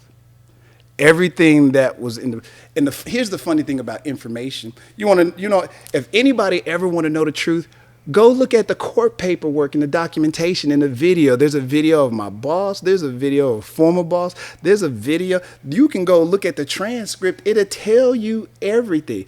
I got sued for $1 million. J-Mac got sued for me. It was bizarre. That's something that was never going to be won. It was just crazy. It was ludicrous. It was stupid. And really all it was a promotional incident that people fell for. And not only did they fall for it, people looked at this other person as the person that was being hurt. And they totally forgot that this black woman was just called out her name because she asked the question. And a white woman came to her aid to say, hey, and here's the other thing too. This was just a momentary thing. What happens sometimes is people's egos get the best of them and situations get totally out of control. So this thing happened over a weekend. I'm giving way more information than I should. So to the people close to me, don't be mad because I'm giving some of this information. I won't give all of it. But it was a weekend situation. So they were like, hey, dead everything until I get back so I can deal with this properly. So the people that revealed whatever they revealed, they put a match on something and it got blown out of proportion because this person was feeling like their music wasn't being played. But that was not the case. Now, once people started getting hurt, and I can't be cool with you. if I do something to your brother, you ain't gonna never be cool with me until you feel like we even, maybe, and then maybe then you ain't gonna be cool. It's just human nature. But nothing was ever done to that person. It was just amazing though to watch how many people would turn against you. And by the way, that's why I'm gonna always, always, always really like Zero, because he put his career on the line to stay with the truth, so to It's speak. crazy you said that. And I literally like Zero, because Zero like, I'll tell everybody all the truth. I said, this is not your fight. I'm like, bro, you got a really great career. Don't be taking the radio station side. I said, you see all the other rappers, they're not, and they know exactly what's going on. I said, don't get involved in this, man. I don't give, this. And I just thought it was amazing as a human being that he was okay with being on the side of right. And, somebody else could come here and they will paint a totally different picture, and I don't care what narcissistic tale they tell. That's cool. I've had this conversation to people's face and told them how I feel. And I made it very clear, if Jesus and God came down from heaven and said, hey, man, this is a cool situation, I would probably look at God and say, nah, that ain't cool, God. Like that. And I was very clear about it. But again, the most amazing thing is the way a narrative, depending on how you promote it, a narrative can be changed, and people's opinions could be swayed so easy. And it was amazing to just watch how, and I watched it destroy a black woman. I mean, Trae won't say it like that, but that person takes this person that did that. He feels like he accomplished something by destroying this black woman that asked you a question. You know what? You know how many questions reporters ask President Barack Obama or any person? It's not that it's a hard question. Answer it the best you can and just move on. There was no malice intent. This person wanted to really understand why you did it there. Because I wanted to. The end. There's no need to do diss tapes. And, I got phone calls. Man, my mama heard that. Or I'm going to beat somebody up. I'm like. And another shout out I got to do to somebody else, and he probably won't be mad at me, is Chameleonaire. Me and Chameleonaire have fallen out prior to all of this happening. God bless him. We're really cool as ice now. And I get it. When you're young, you always think that somebody might be getting something from you. You know what I'm saying? Because he was signed to my label. So, anybody that's signed to a label always thinking that the record company guy is getting more than you. No, man, just Southwest took all the money. We ain't got none. I can't give you none. Well, you give it to me. So anyway, when this situation was happening, he was really concerned. It was in this, the people who are beautiful to you became even more beautiful. And the people who maybe seemed against you, you saw how they wanted to truly understand what was going on.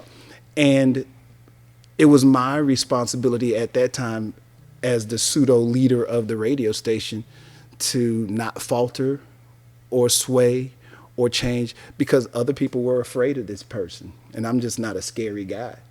It's just me. I'm like Zero. I'm just one deep. I just roll with me and my girlfriend, so to speak, and and I'm good. And so I never really worried about that. But I saw a lot of people get hurt. I didn't appreciate it. I think it's still funny the way that a white woman came to the aid of a black woman, and no one sees that part of the story, because this other person comes across as this crusader. The game is to be sold, not told. And that's about as much detail as I can get into there, just to protect other people. I don't care about protecting the dude, but I can never be cool with him. I'm not going to act cool. I think what happened was absolutely wrong. And like I said, when you watch people's careers destroyed and people in fear or thinking their life is in jeopardy, and so they want you to make peace so bad because they think it'll make their life easier because they're afraid. And you got to explain to them, no, man, right is right and wrong is wrong. And so you understand that there were really people really, really afraid. And I feel bad I always felt bad for everybody else, because I was used to getting a certain amount of hate. But when you watch social media and you see how dehumanizing other humans can be, and some of the callous things that they can say to another human being about their looks or their size or something like that. That tears you up, man. It really, really does, man. It just hurt me to watch how all of them, and I think there was a certain amount of love for me in the city, so I never got it as bad as Miss Nate did. It was really, really bad for her, man, and it was undeserving. And I don't think no man should have did that to another woman. And I think all that stuff is a situation that could have easily been done away with. But after a while, it becomes a media ploy and something that could go to the shade room and all this kind of stuff. I was just watching. It was amazing to me. To me, if you take the time to do all that, you should have put that energy into your music. That's the way I always felt. There was a lot of energy going into this thing that never worked. It never worked. And I stayed long enough to sit around and say, okay, cool. I don't want to do this no more because this is not what this business was about. And that's another reason why I stopped too. We had really dealt with that. It literally was almost a decade. I was gonna say how much did things change? Because I mean, it changed everything. It seemingly like divided the city to a degree. You know, it did. You know what it really? Here's what it really did. There was an access that was given to people to come up there, and to me, it was also, it helped to slow down what this city was musically in this city. Because what happened is all of a sudden people then found out, oh, these people really don't care about me. These people will really hurt me. And you start seeing a whole different side. I always felt like it did put a little black eye and slow down the progression of this city. That part was hard to watch too. You know what I'm saying? It was really hard to watch. And there'll still be people looking at this now like, oh, la la la la la la, and they'll be down making comments. You just have to be okay with that at this point. That some people are miserable and unhappy, and they want to spread their misery and unhappiness. But I actually watched people, semi almost destroyed. And that just wasn't fun, and it was unnecessary. And after a while, you do feel like a ploy.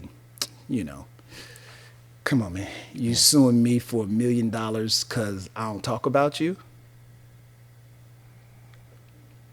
Because you think I'm supposed to? What kind of ego is that? Yeah.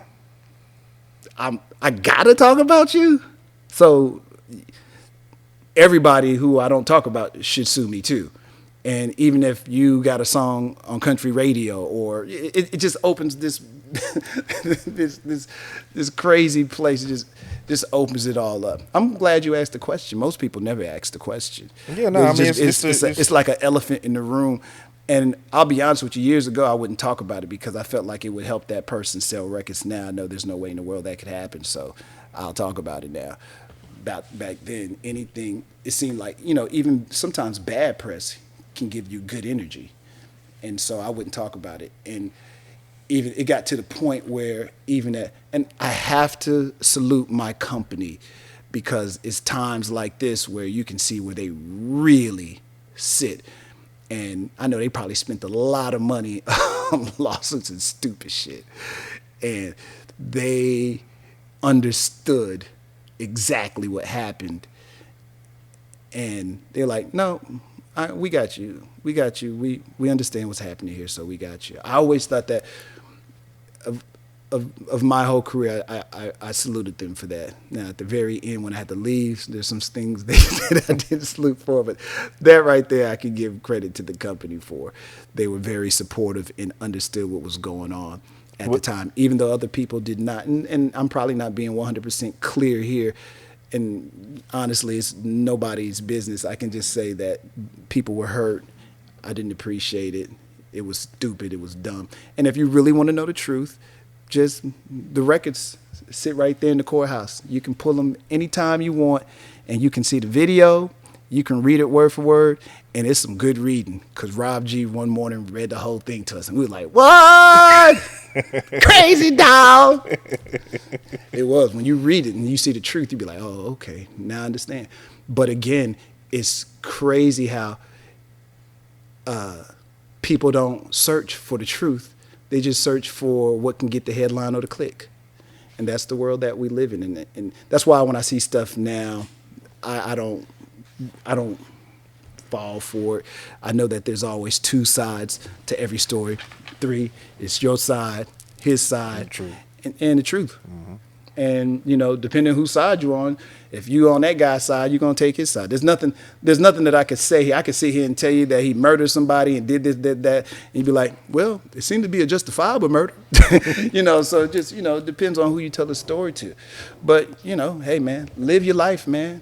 Live your life, and we don't have to cross paths. And God bless everybody.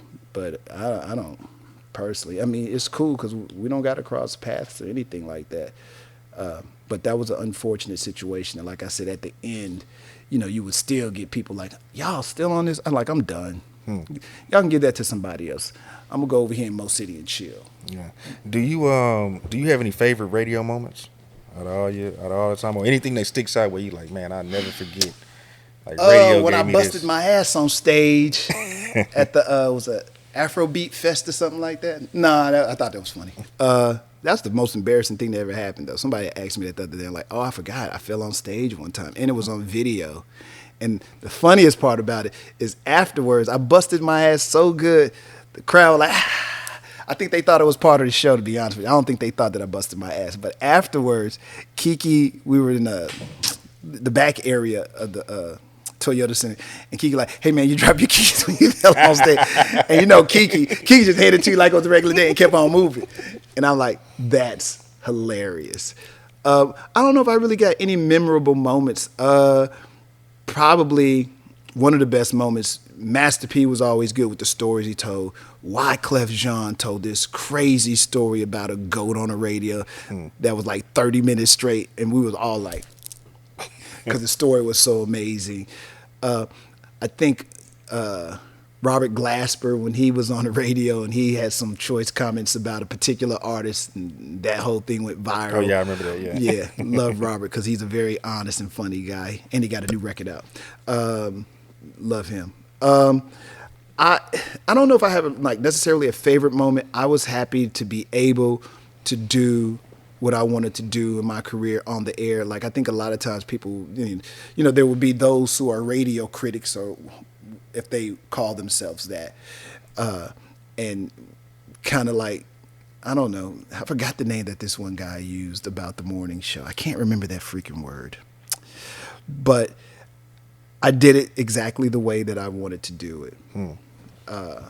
So I don't really, somebody's opinion is what their opinion is. And, it's the funny thing is somebody will look at your video and they'll have all these opinions about Mr. Donnie. What you said, how you asked the question, you cut off 0. They have all these comments here. I'm like, but you sat there and you watched the whole thing. Yeah. Just so then you could go back and tear the human being down. You don't like it, go do your own. And that's that's my takeaway of the whole career. I never had the energy to care that much to hate on anyone. And I always used to think, like, man, he hating on me. I don't know you, dog. If you wanted to be in radio, I didn't know you. Still to this day, hey, man, you stopped me from being... I gave you a tape. Bruh, sorry. I really, really am. I don't remember you giving me a tape. You probably gave me a tape in passing, and 20, 30 things were happening. Everybody wants you to remember them, and I try my best, but I'm just not that good. I meet this one person, and 20 people come right after him because everybody wants their time. Man, I literally... Guns came out in this one situation because a dude was talking to me, and he came and cut off somebody else that was talking to me. And I was like, hey, bruh, let them, I'm going to talk to you, but let them finish first. And dudes popped out with guns. But at that particular time, I was rolling with a mob of my own. So I don't want this to make this story sound gangster. He got gangster. Because I'm not a gangster. I'm just a nice little DJ from North Carolina. But, it's just crazy stuff like that would happen, man. And, and I think I hate even talking to you now, and I know we're supposed to be talking about favorite moments, the moment even with my music, you remember that there was this whole say what you want to say hating song. And I hate to say it, but it seemed like the base of that whole career was it always had an underbelly of hatred under it. I don't know if that's good or bad. It's just something that I recognize even in having this conversation with you. There was always that thing. I don't know. I don't know if there was a great moment. Like I said, I think I had a cool career. I had an opportunity to meet some cool people. But when it was happening, I won't say I didn't appreciate it. I appreciated my career and the people who gave me these opportunities and made me who I am, from the Yvonne Anderson who first got me started, to the Rick Party, to Larry Davis, the Jammer, Terry Thomas, Calicochi. I mean, I can name names all day of people who were instrumental in helping me throughout the career. Those things I kind of were important to me. But I didn't, as it was happening, I wasn't into it. You know, I didn't, they had to make me take pictures with celebrities. I didn't want to. I never wanted to do the interviews that I did with the celebrities. I just wasn't interested. I thought it was way more interesting for us to get on the radio, talk, crack a couple of jokes, sing and rap, and go to a commercial break. But we could do those things, and I think that's what made us a full-service morning show. And that's what I wanted to be. I always wanted to be a full-service morning show. So I will say, I don't know about a moment, but I am proud of the team that I put together in the end, with Jimbo and Cooper and, of course, J Mac, all the lady co-hosts that I had, from Trae, Shelly Wade, Jazz, young Jazz. They were all incredible human beings. Not to forget JQ, who was also part of our show. He definitely had an incredible moment on our show that I do remember that was just awe-inspiring, and that's when he talked about, committing, he was getting ready to commit suicide. And it threw us off because if you know that JQ, was so real. He's the jokey, laughy type of guy, and saying something funny and bizarre.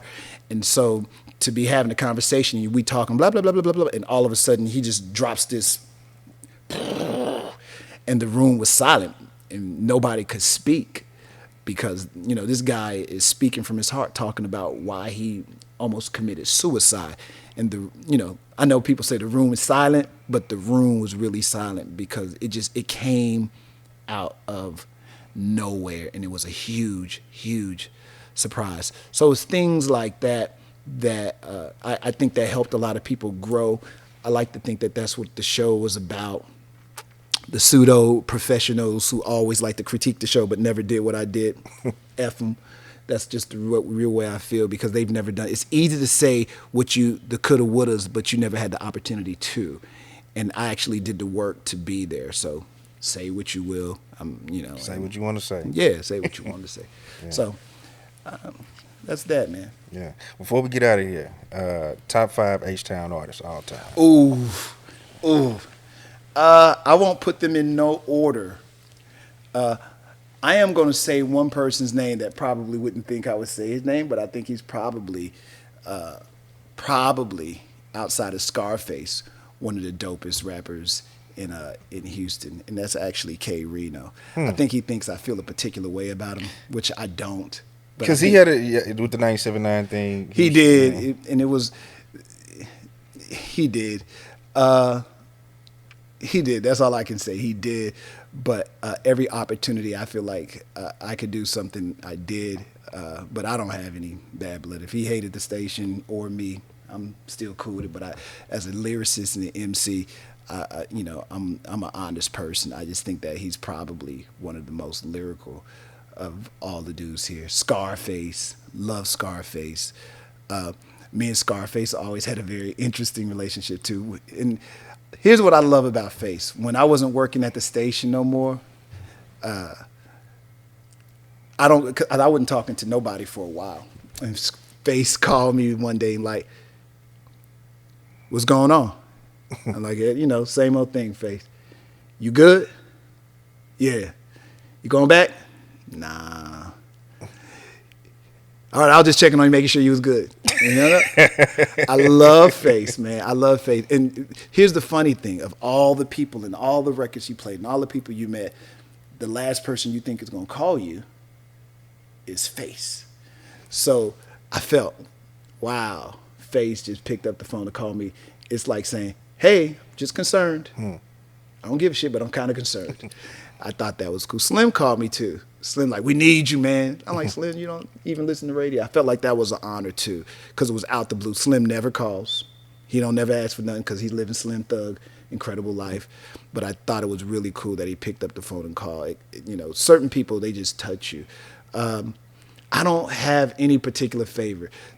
Dopest, I think I named two of whom I think are the dopest. ESG, dope to me. Little Mario, dope to me. Slim Thug, he just got that sound that's so big. He can command the stage. You have to listen to him. Killer, Callion, one of the dopest in the city. Man, I could go on all day long. I hate putting names out there. I like Sauce. I don't think he gets enough credit because of all the other stuff. Y'all had to interview. Y'all had to interview one of the first ones where he was going off. Y'all asked him about the Drake thing and all that. That was If you can put aside all that and just listen, like go listen to his music, especially some of the older stuff. He really Sauce can go. He really he can says he's really a dope MC.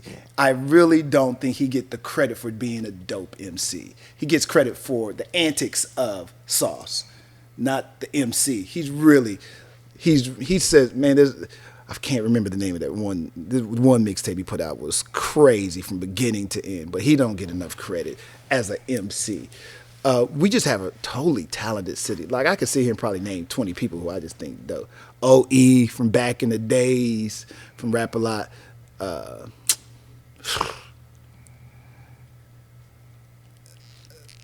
gonna just stop right there. I could go on all day, like because some of them they just favorite. Zero. You can listen to Zero all day. You can Flip.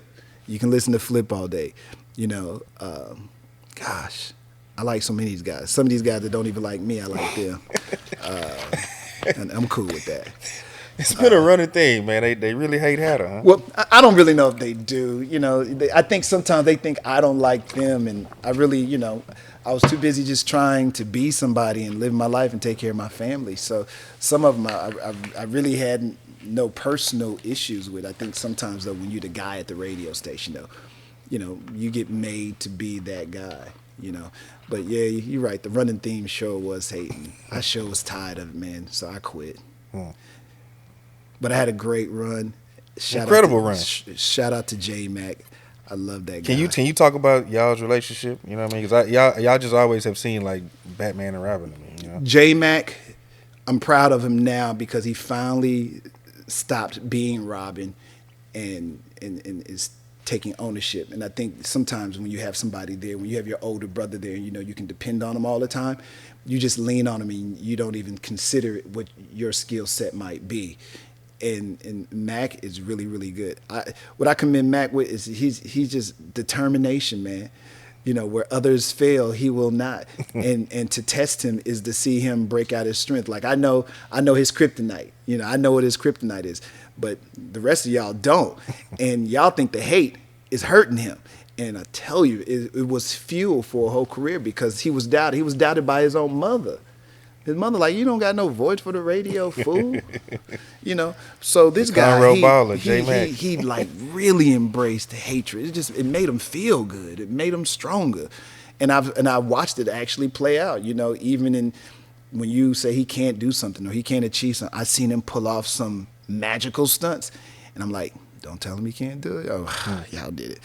So, yeah, but he's like, I hate to call him like my little brother. I'm just going to call him my brother, and I respect him.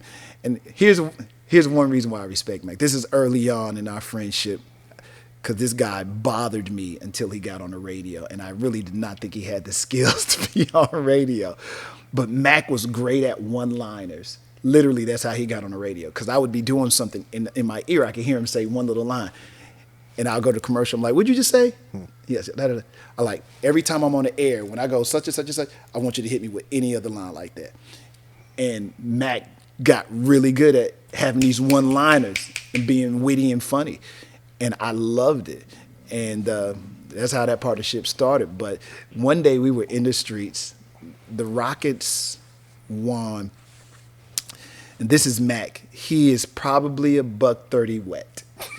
And we giving out T-shirts, and this one girl, we gave her a T-shirt. Some tall dude, taller than me, whips the shirt and took it from her. And, my brain instantly, I don't know what I was tripping, but I instantly got into battle mode because I couldn't believe that this dude just did that. So we're about to swing, he about to swing, and Mac magically appears out of nowhere, ready to go. So I'm like, wow. I was just surprised every time that there was time, when it was time for combat, this guy seems to be the most unlikely physically ready for it at that particular time.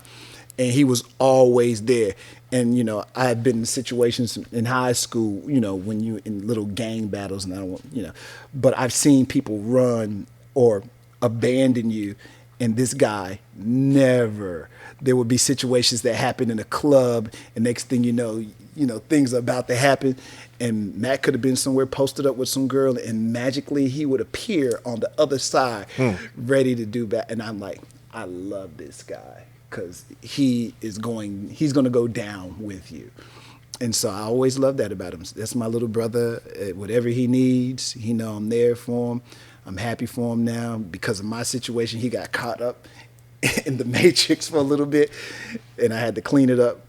But he's doing well, and I'm proud of him. And I still love the place where I worked because if not for them, there is no me. I still love the city, and even with the hate, it built the character, it built the person, it made me who I am. The battles with the people who I would never talk to, the battles with the people that we're the best of friends now, the battles that we've had that we just, you over there, I'm over here, but we'll speak when we see each other. It all made me who I am, and I'm still happy to be a part of this city. It's part of my history, and no matter what every single one of these guys, be they the bad guy to me or the good guy, we all share a history, and you can never, ever erase me from none of your history, even if you try. Even though I don't speak on it most of the time, I can never be erased from your history. So ultimately, the person that you hated the most is still an integral part of your life. And when you tell a story, at some point in time, you still have to side note me. I take a little like this, like that. I'm cool with that. Yeah. But I don't speak on it. They know. Yeah. Even the ones that hate, they know too. So, already, Donnie, man, I appreciate you coming through, man. I appreciate this. I appreciate the opportunity. Some stuff we cleared up. Yeah. Some stuff we probably didn't clear it up enough. I gave you enough information for you to go do your own research, though. I think quit believing what people tell you. Everyone that talks to you, sometimes they just over here trying to pitch you something.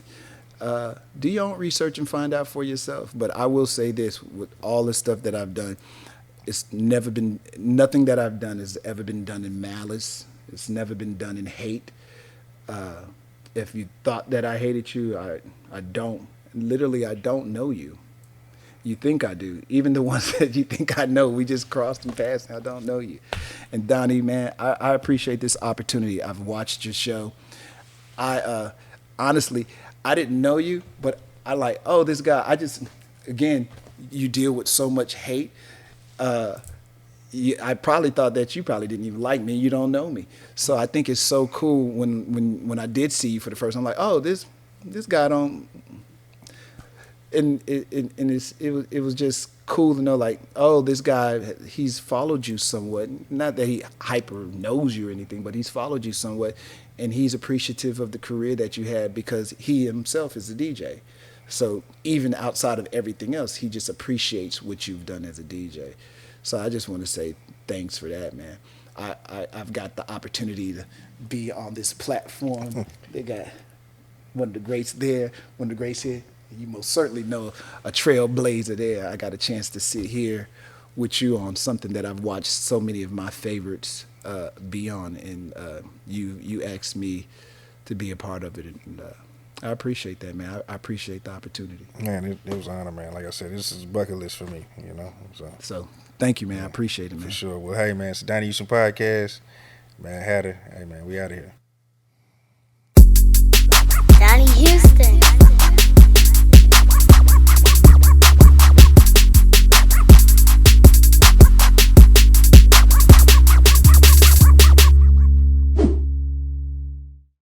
Subscribe to the Donnie Houston podcast, man.